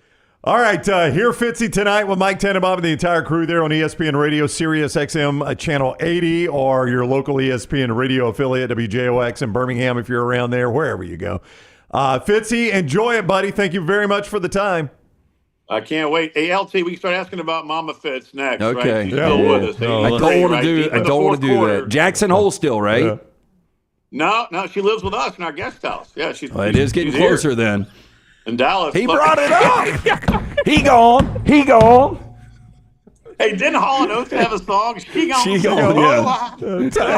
Tyler with the best line. At least let's follow with that. Yeah. Well, I guarantee you, brother, we've got trash in 30 minutes, and it will be the open. Working on it now. Yes. All right. Thank you, Fitzy. Good to see you. Ian Fitzsimmons with us on the Alexander Shunnarah Trial Attorneys Hotline. Okay. We'll be a little longer than 12 noon today to tell you about a couple of our great sponsors. One of them are our friends at Golfus. Tell us about the Golfus. Yeah, it is Birmingham's best indoor golf simulators. I say this all the time. Any golf tournament you're watching on the TV, you go play that the very next day or even that day right there at the Golfus. They've got the TVs in the bays, so you can watch the tour, you can watch the games, whatever you want to watch while you're enjoying those great golf simulators. Bring your own food, bring your own beverage, bring your own alcohol. In Vestavia, Trussville, and Highway 280 is where you'll find the Golfus. And listen, it's always going to be dry there. It's always going to be 70 degrees, never any wind. You don't get rained out, delayed by weather. You just enjoy a great time. Why have a boring office meeting? Get out of the office, get into the Golfus, thegolfus.com. For more information, thegolfus.com. Book a pay, get all the info at thegolfus.com. Hey, and the weekend is here. You heard Brown and Ian talking about they can cook their steak better than you can actually get it at a restaurant. I agree, and I brought up the New York Butcher Shop. Just the best meats out there if you want to grill the steaks. Sitting here in the middle of April, you're going to love it. The incredible sides made fresh in-house every single day, from the mac and cheese, the mashed potatoes, the great baked beans. They've also got a fantastic selection of fine wines and desserts. It's a one-stop dinner shop, 2 locations, Cava Heights, Haywood 119 in Greystone. Get in, see Jim and the great staff. Rare quality, well-done service, the New York Butcher Shop. Take the next round anywhere you go with official Next Round gear. Buy yours today at nextround.store.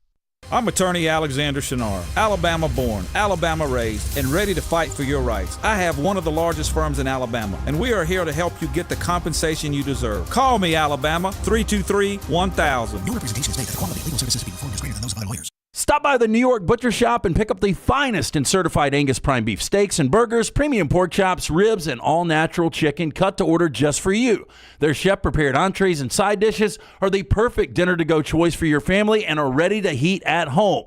With a great selection of fine wines and desserts, the New York Butcher Shop is your one-stop dinner shop. 2 locations to serve you, Cahaba Heights and on Highway 119 in Greystone. The New York Butcher Shop. Rare quality, well-done service.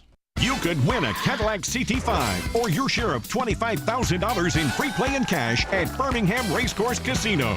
The more you visit, the more chances you have to win. Play the latest, most exciting games around with fun bonuses and big jackpots. You can be a winner too. Come win your share during the Cadillac CT5 and $25,000 giveaway at Birmingham Racecourse Casino. Drawings April 5th and 6th. Located off I-459, exit 31, Derby Parkway. Must be 21 or older. Must be present to win.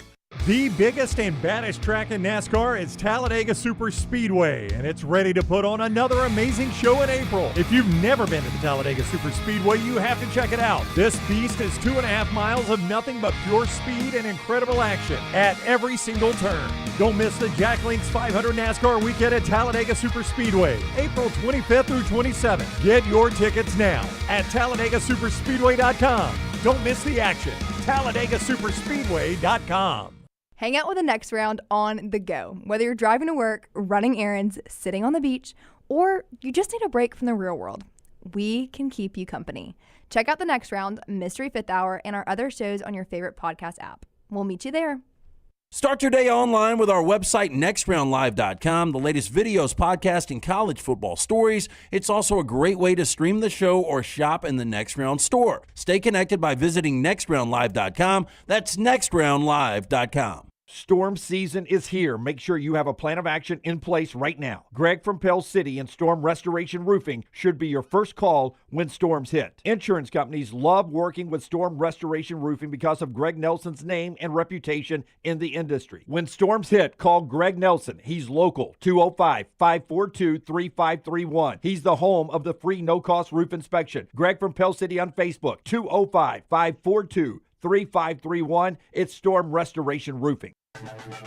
The road to the Indy 500 runs through Birmingham, May 2nd through the 4th. The fastest IndyCar drivers in the world, O'Ward, Dixon, and Newgarden will put their skills to the test with one goal in mind: victory.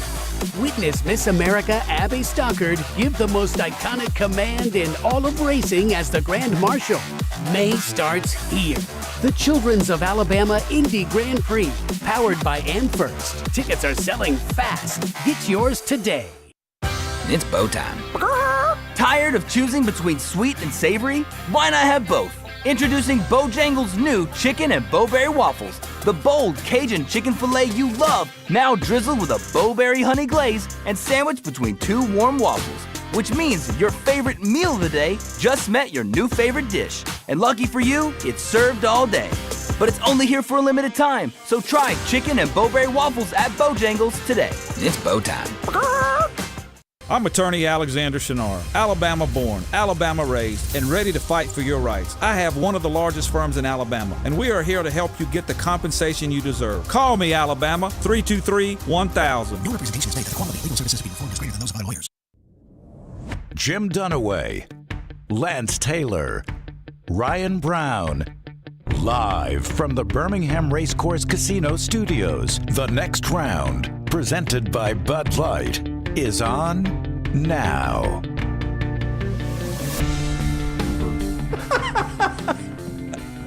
I'll finish the story. That's a good story so far. Yeah, I didn't even know it until the other day.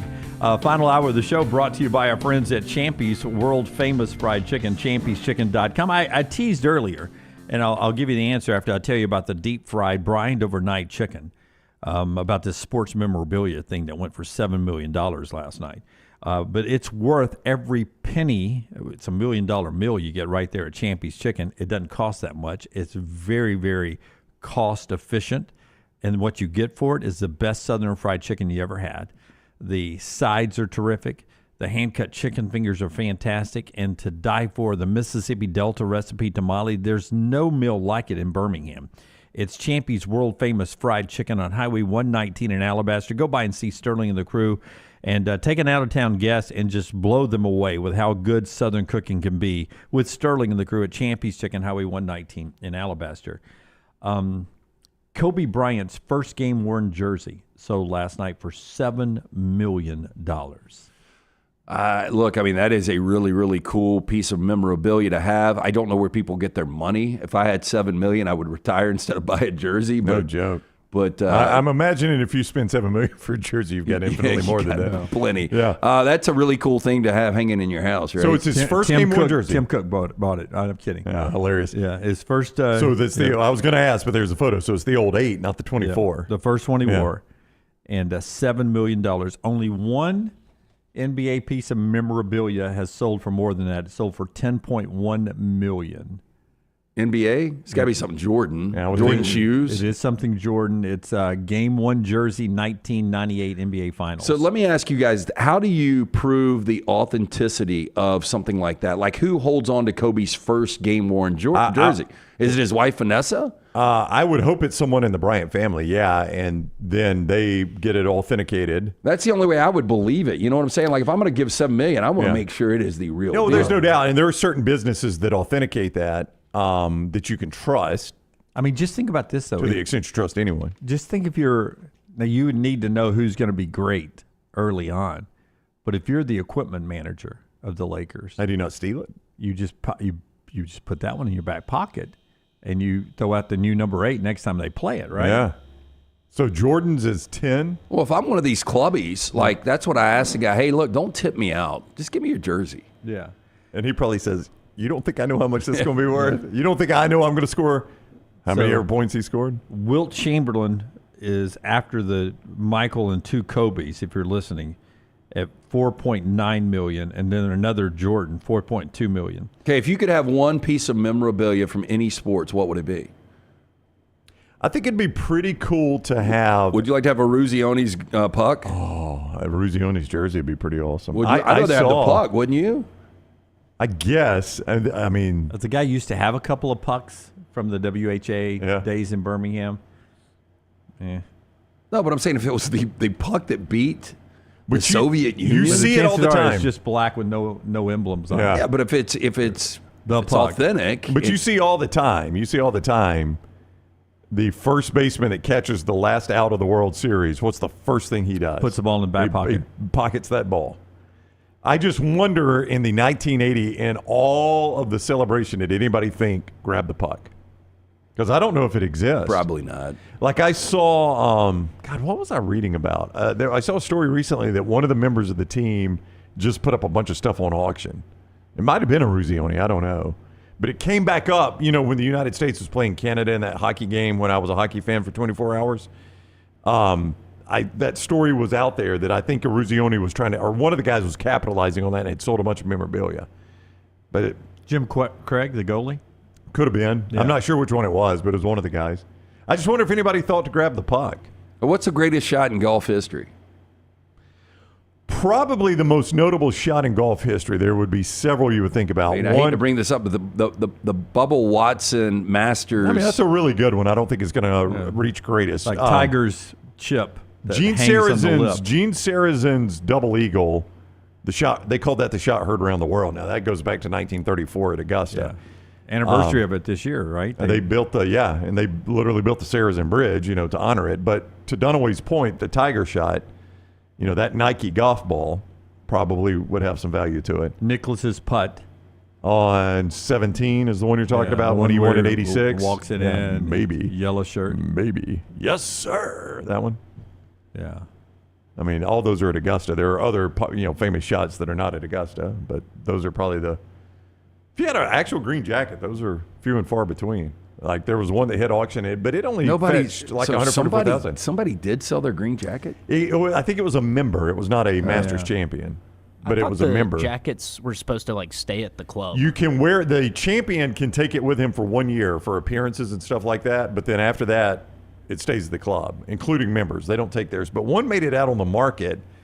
And I think it only sold for like $140,000. Somebody found it in a thrift store or something, did they not? Yeah, I think I remember us doing that story. Yeah. And I don't think I'd want it.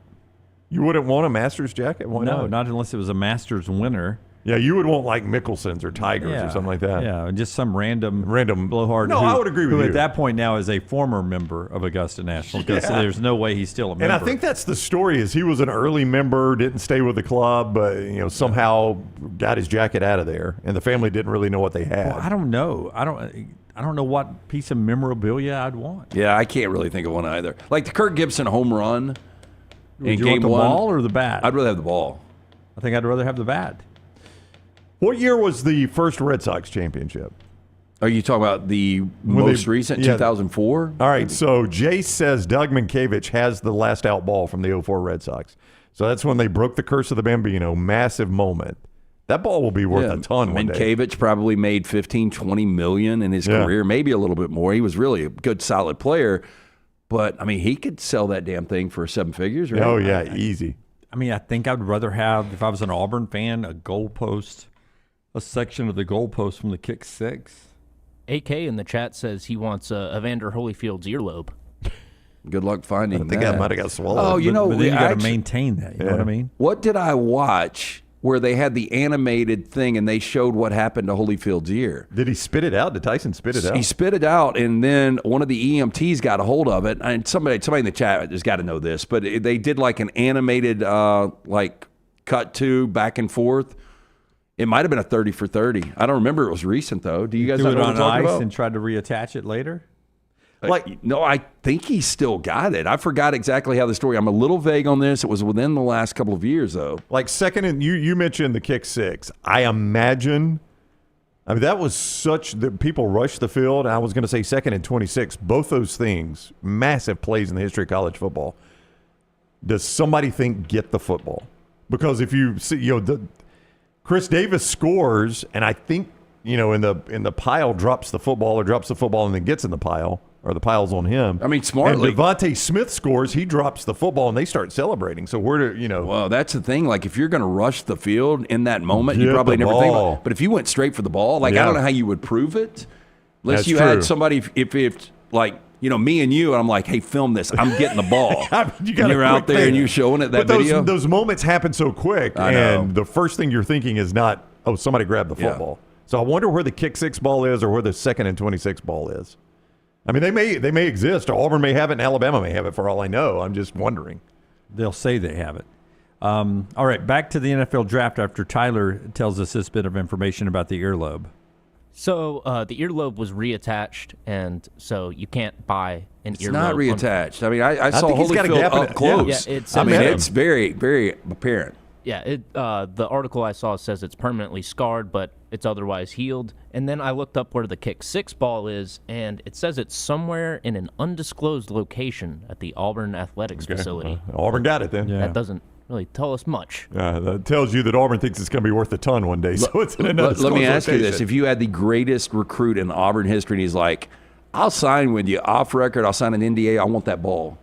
Do you think they would give up the ball to get their top recruit in Auburn history? No, because I bet Hugh Freeze would. Nobody would want it. I mean, if you're the recruit, you're not going to want that. Well, I mean, he could grow up a huge Auburn fan, generational Auburn fan. Give me the cash. Hey, a couple of sponsors here as we get back to the draft here, and Odie's is one of the great folks that brings this part of the show every day. Yeah, live music tonight, tomorrow night, great food all the time at Odie's Tavern. 2 locations, the original Crestline, newest location in Edgewood. Get in, see Will Haver and that great staff. Get the incredible food from Rodney Davis from the award-winning wings, delicious burgers, great sandwiches like the Diablo sandwich, ice-cold beer buckets, of course, the Odie's Famous Cup cocktails. Stop in all weekend long. 2 locations, Birmingham Institution, Odie's Tavern. And don't forget, NASCAR is back in Talladega this weekend. TalladegaSuperspeedway.com is the website for the Jack Links 500. TalladegaSuperspeedway.com. It's the intensity of Talladega. Is nothing like it. Absolutely nothing like it. Don't try to take the winner's car home for memorabilia. You'll probably get arrested for that. TalladegaSuperspeedway.com to reserve your spot for the Jack Links 500 weekend this weekend. TalladegaSuperspeedway.com. And our friends at Gutter Cap, always a great opportunity to increase the value of your home. Hey, weekend is here. You've been working hard all week. The wife's going to be like, you need to do some chores around the house, spring cleaning. The last thing you want to do is get on the roof and clean the gutters out. It's a dirty, dangerous job. You slip, you fall, you snap the neck and die. No good to the wife or kids. Cap it, don't snap it. Gutter Cap is a patented aluminum system. Fits over most existing gutters. It will keep all debris out, only water. Keep those gutters clean and free-flowing. The answer is Gutter Cap. Great next round deal for you. All you got to do is mention the next round when you call C-Stu. 205-823-2212. Cap it, don't snap it. GutterCapBirmingham.com. I think everyone says the greatest wide receiver room in college football history was or may still be the Alabama wide receiver room, right? That had Devontae Smith and all those. 2019, right? It had Smith, Waddle, Ruggs, and Judy in there. Last night, when you get Emeka Egbuka to the Tampa Bay Buccaneers, which I love the pick, by the way, that 2021 Ohio State wide receiver room, all these guys in the wide receiver room at Ohio State. Garrett Wilson, what round did he go in? First. Chris Olave? First. Jamison Williams? First. He went to Alabama, but first. Jackson Smith and Jigba? First. Marvin Harrison? First. Emeka Egbuka? Yeah, first. That's a good class. That's a better wide receiver room. And I will say, they'll probably, they'll ultimately be judged what they do at the NFL.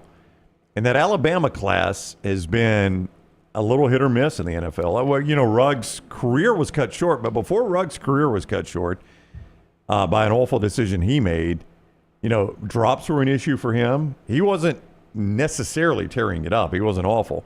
Jerry Jeudy, how would you describe his career? Okay. Yeah. I think Waddle's had a really good career for Miami. He's often been the number 2 behind Tyreek Hill. But I think he's had a good career so far for Miami. And then I think Devontae Smith's been really good so far. The problem for the Ohio State guys, like Garrett Wilson, I think is a complete stud. You hadn't had good quarterback play. Chris Olave, same thing with the Saints. Jackson Smith and Jigba, he's been good, but he hadn't been great. Again, Geno Smith. Marvin Harrison, I think, is going to be fantastic. Jamison Williams is sort of a one-trick pony, though. Yeah, but I think his career right now is at a inflection point, especially if they trade him. And that's been the rumor. He hasn't been traded yet, but that's been the rumor that perhaps Detroit's ready to move on. So that's an important moment in his career. And Egbuka's coming in. He'll be the 4th receiver for the Buccaneers for a time being, but he's the future now. He's going to be the youth movement at receiver the last 2. Crazy they've gone receiver first round last 2 years.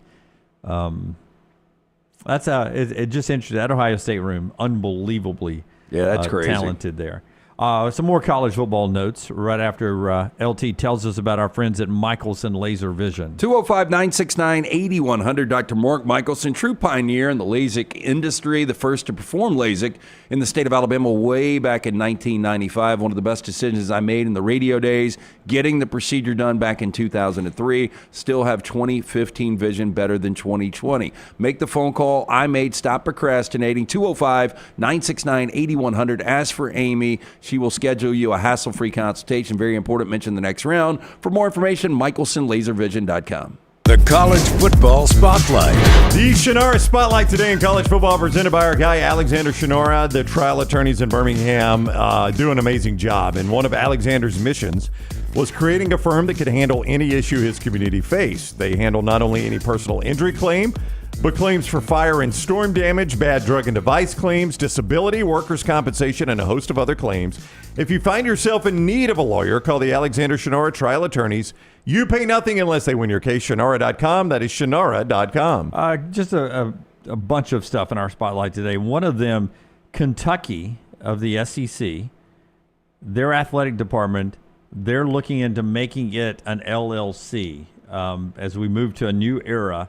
They want to break this off from the university and make Kentucky Athletics its own business. Yeah, it will not be named Kentucky Athletics. I don't have the name in front of me. I might could find it quickly, but it was like Going Blue LLC or something like that. Going Blue is probably a bad one. So you're going to start using a lot of cuss words, still sex jokes. No, it's Something Blue LLC. And reading this was actually, believe it or not, and there's some fans of this state where this show originates that'll chuckle at this, was partially the brainchild of Jay Jacobs, the former Auburn athletics director. And one thing this would allow Kentucky to do, Jim, is invest in, for instance, Lance, real estate. They could hold some real estate, invest in businesses, and make money outside of athletics to fund athletics. It is a very unique and forward-thinking idea that I would imagine you'll see a lot of SEC schools following very quickly if Kentucky has any sort of success doing this. Okay, but let me ask you. So if Kentucky Athletics is an LLC, and you may not know the answer to this. I'm just shooting holes in it. I'm not an attorney. I did not go to law school at Jacksonville State. I know that. Okay. I would say, okay, but my television rights deal with the Southeastern Conference is with the University of Kentucky as members of the SEC. Do we have to rework some deals here to get that money to go to the LLC that is Kentucky Athletics, or does Kentucky? I think Kentucky can just funnel it through to the LLC. Okay. I would think. Yeah. I would think that's the first question you have before you make this move, so I doubt they're this far down the road. Well, just because that's an arm of Kentucky Athletics. Yeah. And I would just say, I mean, consider, like, if you were Alabama and Auburn, and so this isn't the collective that's an LLC. No, this is the actual athletic department. This is the athletic department. So Greg Byrne, if we'll use Alabama as an example, Greg Byrne would be the CEO of a totally different company. I don't want to get back in the Tim Cook discussion, but I will imagine you probably go get somebody that, Greg Byrne's the athletics director and the CEO of Crimson Tide Properties is whatever it is, is a CEO that's out doing the business moves. Greg, you run, you handle the coaches, you handle the scheduling, you handle everything you're already handling. We've got a business guy that's going to go search for investments and things like that. Do we like this? I do, because it's a way to make money outside of athletics to fund athletics, and you're not just hammering the boosters over and over and over again. Yeah, you got to have non-traditional revenue when it comes to this. You got to find more revenue streams as the dollars go up. I mean, we've talked about, how worn out the boosters have to be. I mean, that is fatiguing. Okay, but so if athletics is its own LLC, like some LLCs, you could lose money 1 year. You can. It's why the limited liability is in there, and it's why it will be. So what happens if Kentucky Athletics goes bankrupt? They file Chapter 11 and they reboot. And it'll be a new LLC that's running Kentucky Athletics. But can you imagine on the recruiting trail? I heard they're about to go bankrupt. Hey, you don't want to sign right there. They had a terrible third quarter. Yeah. Oh, I know. I watched the game. They won. Oh, I'm talking about their business third quarter. Yeah. You're right. It was a bad third quarter, though. That's our spotlight today, brought to you by our friend Alexander Shunnarah. I'll tell you this. Brent Key has done a wonderful job at Georgia Tech. True? Wonderful might be a little overstated, but he's done a really good job. Got an extension this past year, a $1.1 million raise for this upcoming year. It goes up. He's only going to make $4.1 million. I think he has coached better than just, and I know $4 million is a lot of money, but compared to other coaches in college football, Brent Key has coached more quality football for Georgia Tech than $4.1 million. They're getting him at value. I mean, as a full-time head coach, 7-6. He's 18-16. I don't know. I mean, there's teams like Pittsburgh that has won the ACC. SMU went to a college football playoff. I mean, he's done a good job. So his two seasons as the head coach, he's 14-12. Is that what you're telling me? He is 14-12, yes, and he is 5-3, 5-3 in the ACC.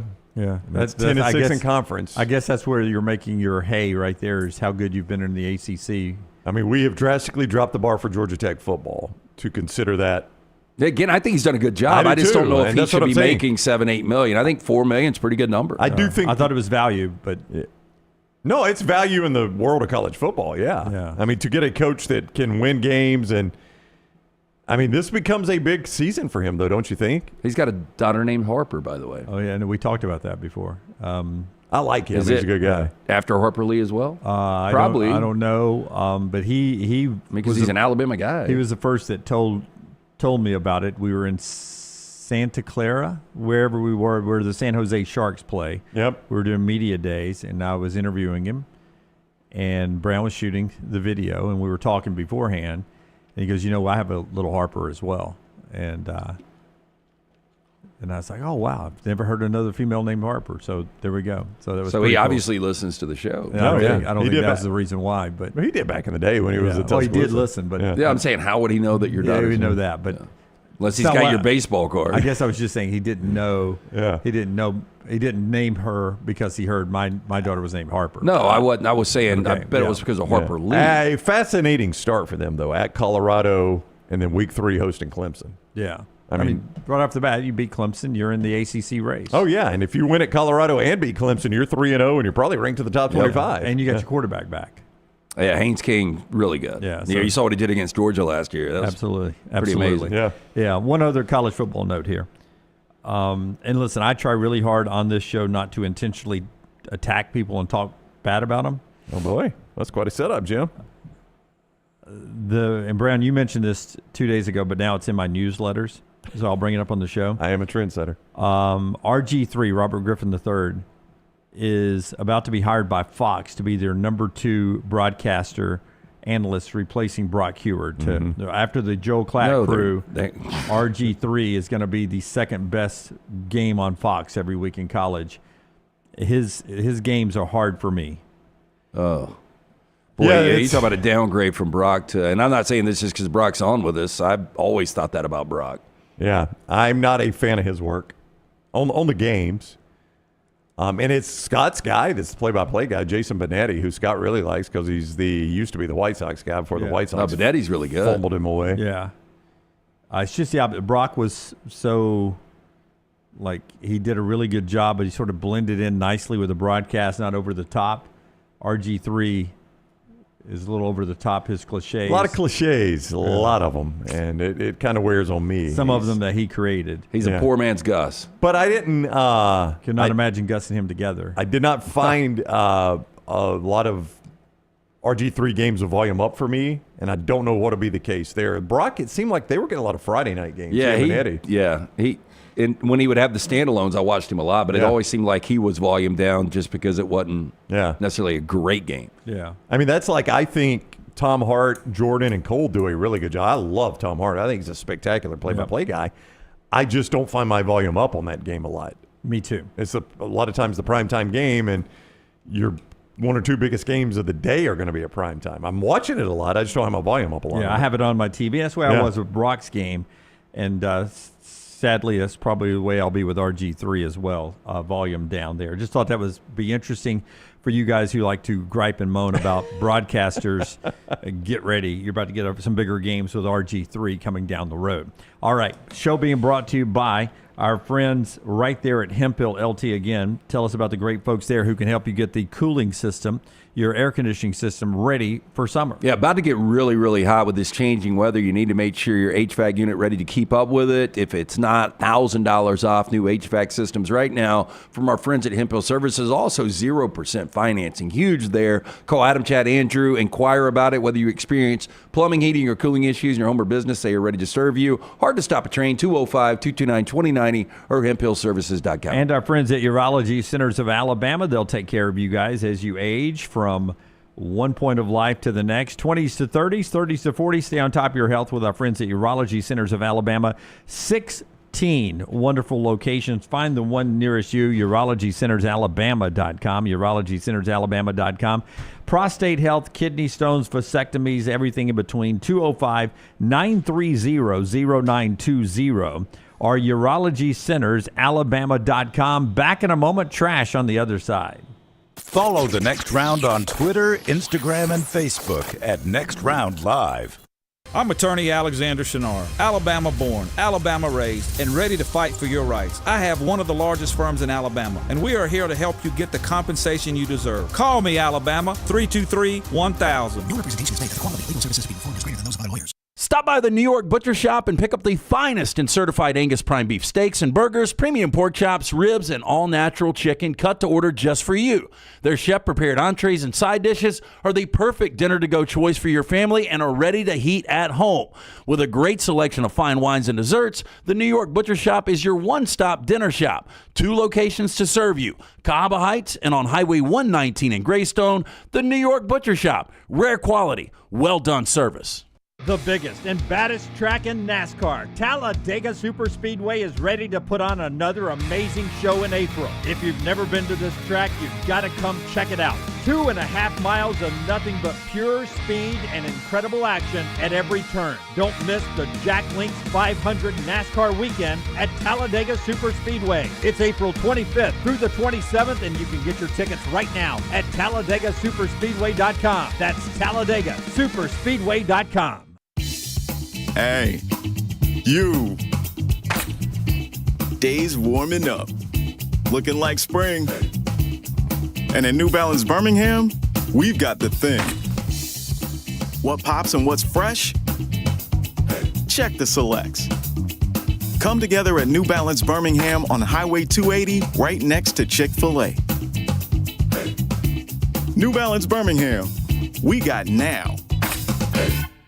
The 15th annual Logan Martin Lake Fest and Boat Show, presented by AmFirst, is May 9th through the 11th on Logan Martin Lake in Pell City. The Logan Martin Lake Fest and Boat Show is totally free to the public. Bama's biggest in-water boat show, 80 boats, lake lifestyle vendors, food trucks, beer garden, and live music all weekend long. There's fireworks on Friday night to honor veterans, a mermaid parade on Saturday, and free mimosas for Mama on Sunday. All by going to LoganMartinLakeFest.com, LoganMartinLakeFest.com. Hey, there's nothing worse than waking up to a plumbing problem. Don't get caught in a flooded house. Call the guys at Hemp Hill Services. Adam, Chad, and the team at Hemp Hill are the only ones I trust to fix it and fix it right the first time. Hemp Hill Services does it right and always at a fair price. For all of your plumbing, cooling, and heating needs, trust the name that Birmingham has trusted since 1954. That is Hemp Hill Services. Call now, 205-229-2090. That's 205-229-2090. It's bow time. Tired of choosing between sweet and savory? Why not have both? Introducing Bojangles' new chicken and bowberry waffles. The bold Cajun chicken filet you love, now drizzled with a bowberry honey glaze and sandwiched between two warm waffles. Which means your favorite meal of the day just met your new favorite dish. And lucky for you, it's served all day. But it's only here for a limited time, so try chicken and bowberry waffles at Bojangles today. It's bow time.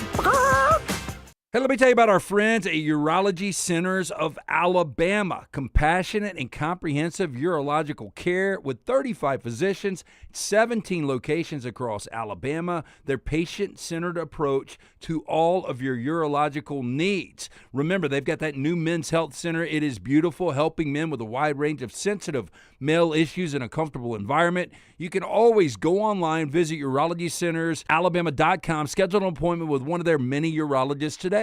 I'm attorney Alexander Shunnarah, Alabama born, Alabama raised, and ready to fight for your rights. I have one of the largest firms in Alabama, and we are here to help you get the compensation you deserve. Call me, Alabama, 323-1000. Your representation is made that the quality of legal services being performed is greater than those of other lawyers.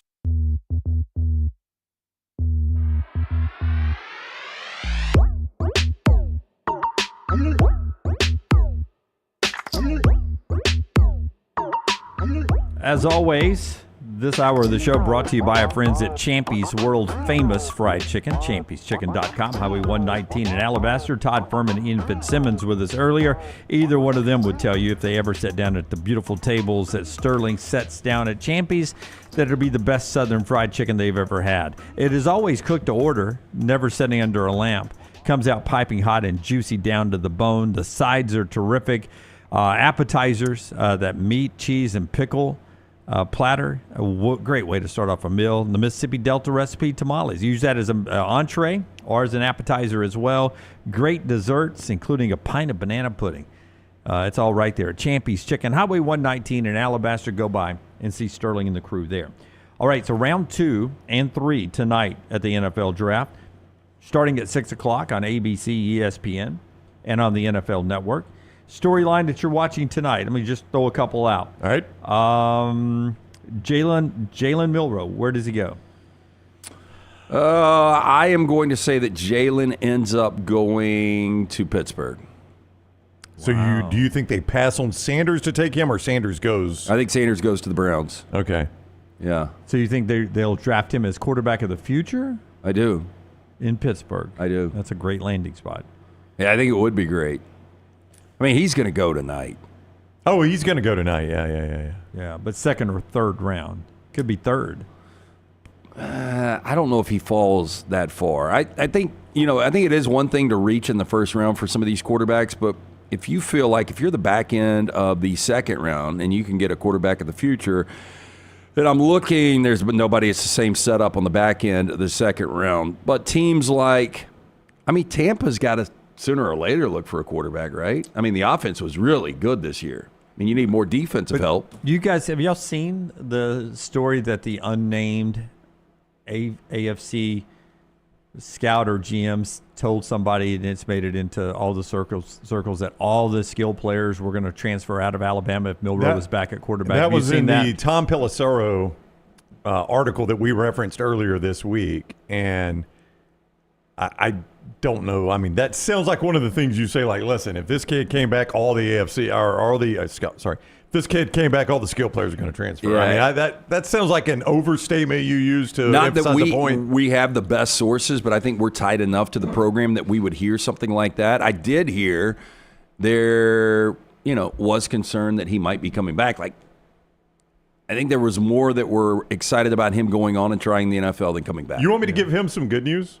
If that was truly said behind his back or unnamed AFC source or whatever, the same exact thing was said about Jalen Hurts, that if Tua had not become the starter, that not only was Tua going to transfer, but a lot of the skill players wanted to transfer. All those great receivers. That Alabama had back then. That worked out good. Yeah. So, they used to say the same stuff about Jalen Hurts. So if Jalen Milroe sees this stuff, hopefully he can make them look silly for saying those types of things. Hey, by the way, a little fun on social media. If you're the Dallas Cowboys last night, they did the old Spider-Verse, Spider-Verse. Where everybody's pointing? Yeah. They have a few Tylers. Oh, that's pretty good. Tyler Booker with Tyler Guyton and Tyler Smith there. Everybody in that offensive line pointing at each other. That's pretty funny. Yeah. I like that they didn't just do the Spider-Man. They actually did them in the Cowboys uniforms. Yeah. Wendy's could have done better. Also, a little fun on social media. Forresters, we keep going. Let's go. Let's do the Super Bowl, the one here. This is from CBS Sports. The Super Bowl wins by the highest paid quarterbacks. Look at this. You go all the way down to number 10 on the highest paid quarterbacks before you get a Super Bowl champion. Prescott, Love, Lawrence, Burrow, Allen, Tagovailoa, Goff, Herbert, and Jackson are now the highest paid quarterbacks in the league. $52 million up to $60 million. I would like to say that there are at least 3 quarterbacks that I feel good about winning a Super Bowl on that list that have yet to win one, but I don't know. Who are they? I would go Burrow, I would go Allen, and I would go Lamar. And then, it wouldn't shock me, though, if Herbert or Goff or Jordan Love did. Trevor Lawrence is never going to win a Super Bowl. Yeah. Jalen Hurts is 10th. I assume Patrick Mahomes is around 11. I think he's a $50 million guy. So basically all these guys' contracts have come up since Patrick Mahomes signed his. But how does he not get a raise and get into that group? Yeah. You'd have to, right? You had to pay him eventually, right? Yeah. Probably cheaper to go ahead and renegotiate it now. But I thought that's pretty ironic. That is pretty remarkable to look at that, though, that your highest paid guys don't even. But, man, like the production, Jordan Love, again, towards the end of the season was great, just like he was last year.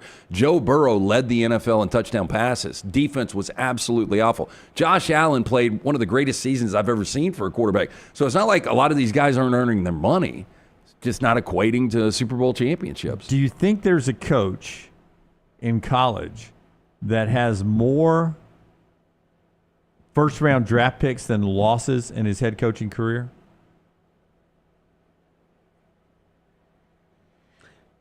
Current coaching. Saban 1,000% more first-round guys from Alabama than losses at Alabama. That is true. Which is pretty incredible when you think about it. We did the numbers earlier. Okay. 49 first-round draft picks, 29 losses not even close. at Alabama, so by 20. Yeah, but to answer your question, no, I don't think that's possible. Because of the Bulldogs picks last night, it's a streak that continues. Kirby Smart is 105-19, and he's got 20 first-round draft picks, so Man, he that stays is- right ahead of the Grim Reaper there.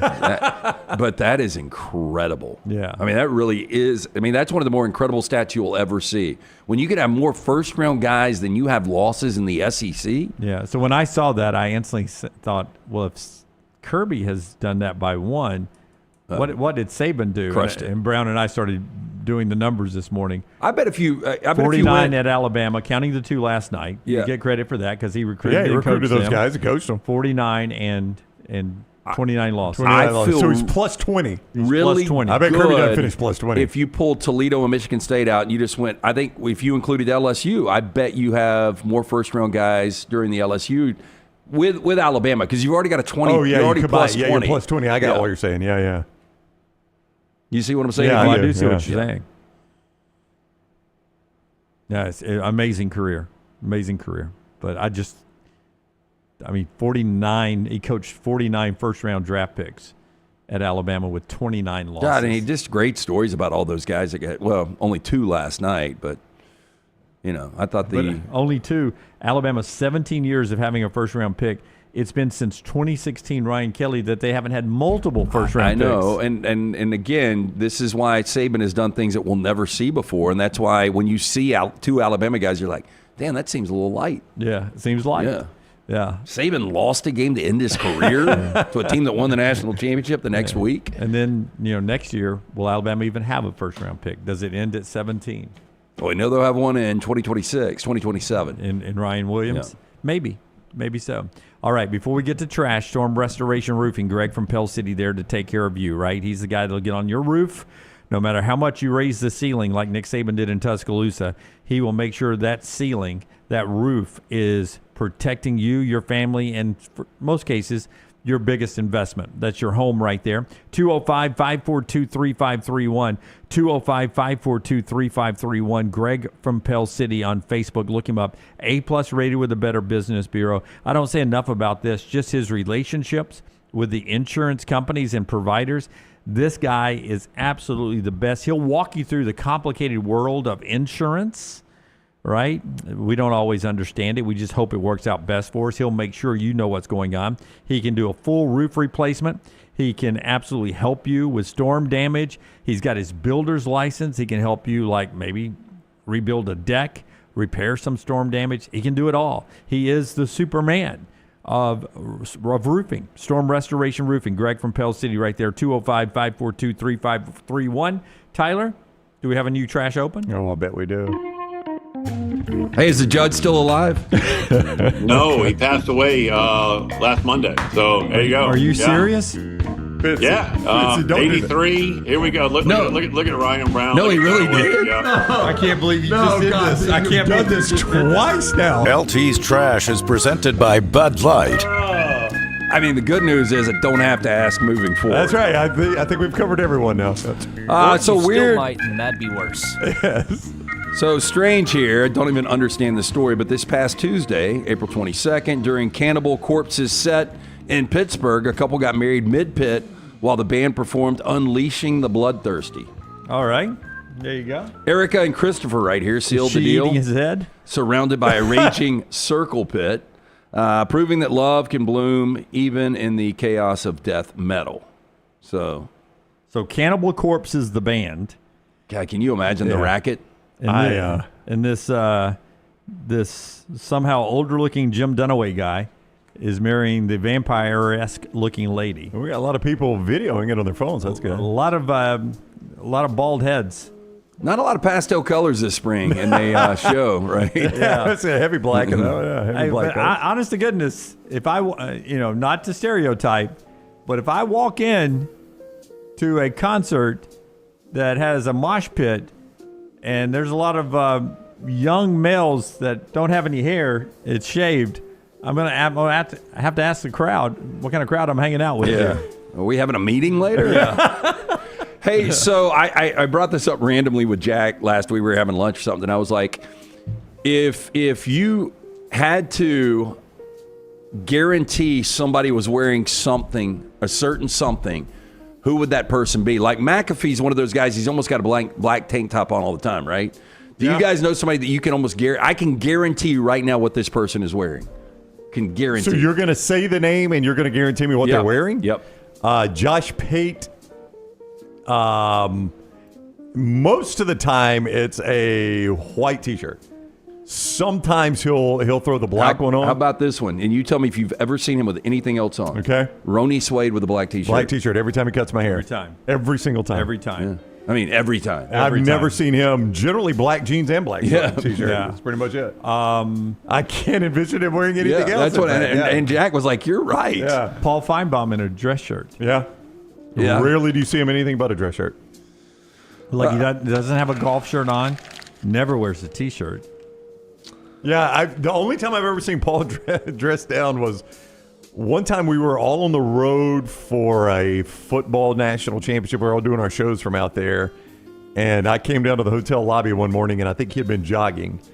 And he had on, like, jogging shorts and a jogging shirt. And I was like, this doesn't even look like Paul. Like, it looks like Ben Kingsley. I ran into Ben Kingsley jogging. I can't believe it's Paul. That's the only time I think I've ever seen him. I would like to have seen that. Not in a dress shirt. I remember seeing him jogging at Newport Beach. Yeah, maybe that was it. Maybe that was the time. New Orleans man wanted for an unusual burglary in Slidell turned himself in on Wednesday evening. Kennard LeBeau, 22 years old. Delivery driver accused of stealing a birthday cake from a home in Fountain Estates Monday afternoon. Now, home security video posted by police show LeBeau dropping off an Amazon package at a home after the delivery. Police say he appears to snoop around, enter an open garage, then walk off with the cake from a refrigerator. Now, Danielle Lucinski, who was the owner of the house, said, quote, "We're like, there's no way it was the Amazon guy. It was crazy. It was bizarre. It was a Sweet 16 cake for her daughter, Carly. She went on to say she was having the worst day ever, so I told her, it's funny, you'll never forget this for the rest of your life. You'll remember when on your 16th birthday, the Amazon guy stole your cake." Now, he was arrested. I remember this happening here in our hallowed offices. How about Amazon stepping it up? What is Bezos worth now? Close to $1 trillion? Yeah. Have you seen their new vans? I have not, but they sent her a $50 gift certificate. Really? That is good. New vans. Better nothing. It is. I was running through a local chicken place that fillets their stuff, Chick-fil-A. Was it on a Sunday? No, it was not. Oh, okay. It was yesterday, and as I was pulling out, it was after I'd played a little softball, and I'm on my way home, so I'm pulling out and eating at our sponsor Milo's. A lady had the flashers on, and it was a new-looking Amazon van, and it had a red brake light over the entire back door. Looked really cool. No windows. It looked like a brand new, really cool looking van. So I don't know how many of those they have out, but they can afford them. It'll be all of them. That was a good looking one. It was a good looking one. Suspected alcohol thief led Florida deputies on a wild pursuit over the weekend. When it was all over, he flashed a grin at deputies and commented, quote, "You guys had fun though, right?" End quote.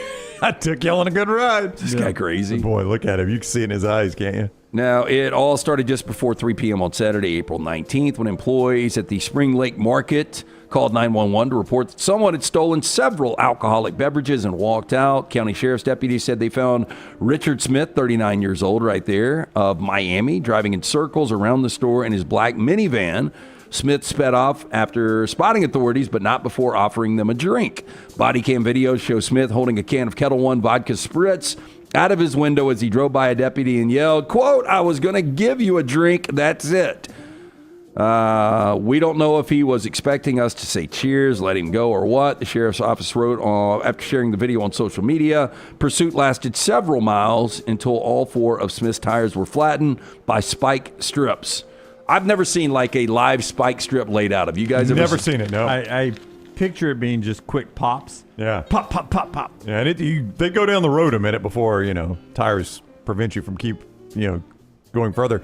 Is that blood on his forehead, Tyler? Can you zoom in? Yeah, Or it sweat? Looks like they worked him over pretty Yeah, good. I was about to say the arrest did not go without incident. I don't believe. He he was was- head bonked on the concrete. He was there. charged with 2 counts of aggravated assault on a law enforcement officer, battery on a law enforcement officer, 2 counts of resisting arrest, DUI, refusal to submit to a DUI test, and petty theft. And wearing my wife's blouse from 1998. Man, he's got a crazy-ass grin and a long-ass chin. I would say by the number of charges they threw at him, they did not, in fact, have fun on the chase. It was not fun at all, sir. No, we did not enjoy that. Anytime I have to Lance, open you the bring up a trunk. good point. Like, what is wrong with this guy's chin?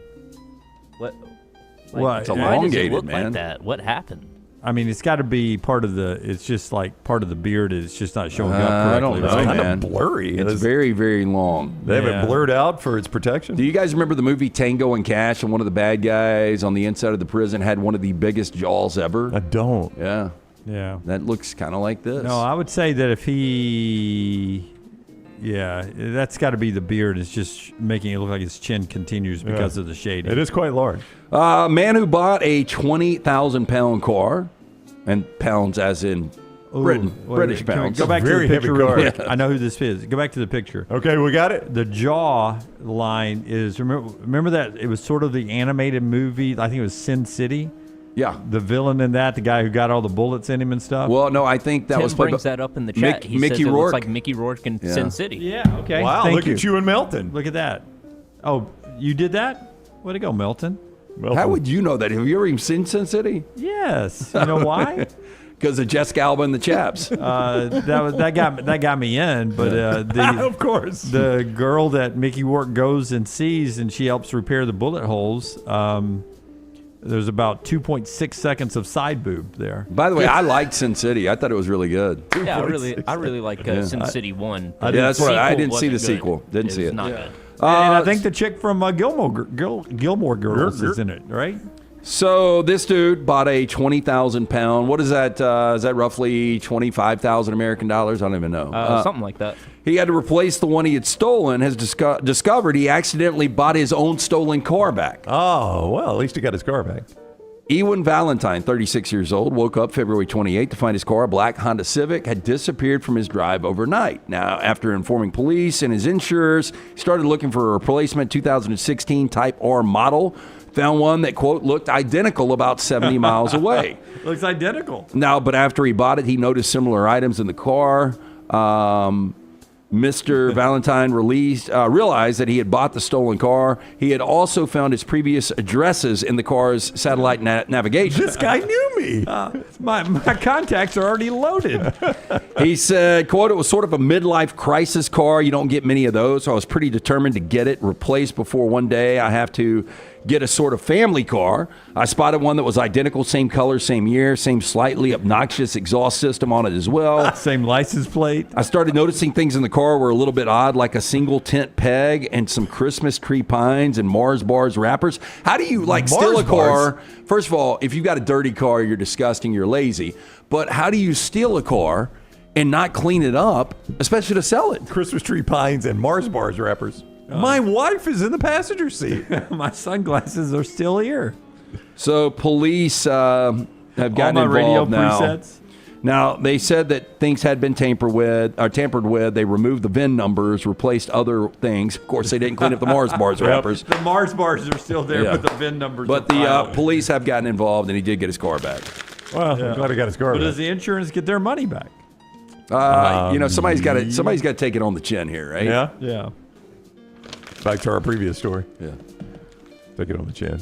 Mickey Rourke. That is Trash Today, brought to you by our friends at Bud Light. Easy to drink, easy to enjoy. And one more time, our drive to the end of the show brought to you by NASCAR. The weekend is here, and so is NASCAR at Talladega. Absolutely it is. You can go enjoy it. The intensity of NASCAR, 500 miles. I mean, my gosh, you're going to love it. If you've been in Alabama any amount of time and have never been to a race at Talladega, you are missing out. Enjoy the intensity of Talladega for 500 miles. Jacqueline's 500 weekend. It is all starting today. Goes through the weekend at Talladega. You could see more. TalladagaSuperspeedway.com. Talladega Superspeedway.com. That would be like the is it Cars where the racing the animated racing show the kids like? That'd be Lightning McQueen. Lightning McQueen. That'd be the racetrack they'd have to race at. Talladega. They couldn't get the rights to Talladega. So we're at Talladega today. Lightning, you're going to win today at Talladega. You know I am. You know I am. You got to watch turn 3. It gets a little slippery there at Talladega. I will tell you this: the Ohio State running backs, still two of them on the board tonight. Does that surprise you that both Travion and Quinshawn are still on the board? No. Again, I do think we've got a resurgence.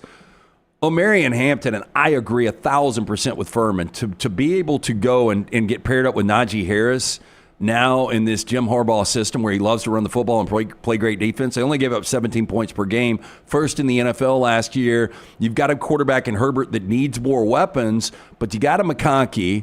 You get another receiver there with him. With these running backs, I think that's going to be a great situation. But with that said, Travion Henderson will be the first to come off the board because of his ability to be that third down back, catch the football. If Luther Burden had come out of school last year, he had been a first-round draft pick. It's so funny that you bring up Luther Burden because when I said in 2 years Alabama will have a first-round guaranteed, we would have said that 2 years ago about Luther Burden.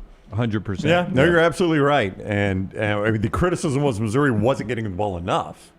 And I think there were some issues on him floating a little bit. No, there were. Yeah. I was saying, going back to the year before, that was the criticism, is he's so good, Missouri ought to get him with the ball more. And now, to your point, I this guy would have drafted the first round. I wonder about his motor. Like when I watched Missouri play this year, I didn't feel like he was giving me everything. That was kind of the knock on him. Yeah, and they were sort of saying this about, is it Shamar Stewart? Is that his name from Texas? That is now fallen and probably will go tonight early on. No, I think he went last night, and I think they trashed him in a nice way. So who is it that is still available? I'll tell you right now. Will Johnson of Michigan, the corner, is still out there. Which is shocking. But injury concerns, they make it sound like it's an injury that when he has it could be career-threatening. Shamar Turner from A&M. Yeah. That's who I was thinking about. Yeah. Yeah. But the big defensive tackle for A&M, they were like, this guy, you're watching him in pregame. Herbstreit was like, I'm watching him in pregame, and I'm looking at the assistant coach, and they're like, yeah, he is that guy. He's that guy. And then he said, I'd called the game, Texas A&M. He said, I had like 5 or 6 of them the last 2 years.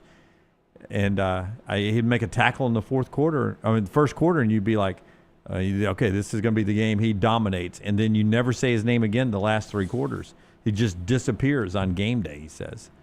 Got all the metrics and everything, but doesn't eat up space, doesn't show up in the stat books. Crazy. Trey Amos is still out there. I think one time UAB, one time Alabama, Ole Miss, DB. That was the crazy thing about, I don't know how it was on ABC, but on ESPN when they were showing film and Kuiper and those guys are breaking it down, they were having to put like Texas A&M 2022, and then he's in an Ole Miss jersey. It was like Ole Miss 2023 through 2024. They were having to let you know this guy's played a few places. They had to do it with Cam Ward too. They had 3 different places to show him. And how about, speaking of playing a few places, Tyler Buckner, who was a one-time starting quarterback at Notre Dame, right? Then came to Alabama, started the game there, went back to Notre Dame, won a national championship in lacrosse. Moved to walk-on wide receiver for Notre Dame last year. Marcus Freeman said with Angeli going to Syracuse, Tyler Buckner is back in the quarterback room at Notre Dame to give them some depth at quarterback. Wow, what a college experience. Yeah. Still rolling along. Probably will win another lacrosse natty this year. All right, that's the show. Enjoy the rest of the draft. We're back with you on Monday as we move a little bit closer. Enjoy Talladega, too. If you're heading out there, make sure you send us some pictures. Wear that next round hat out there. And go and enjoy the weekend. Until next time, God bless you and God bless America.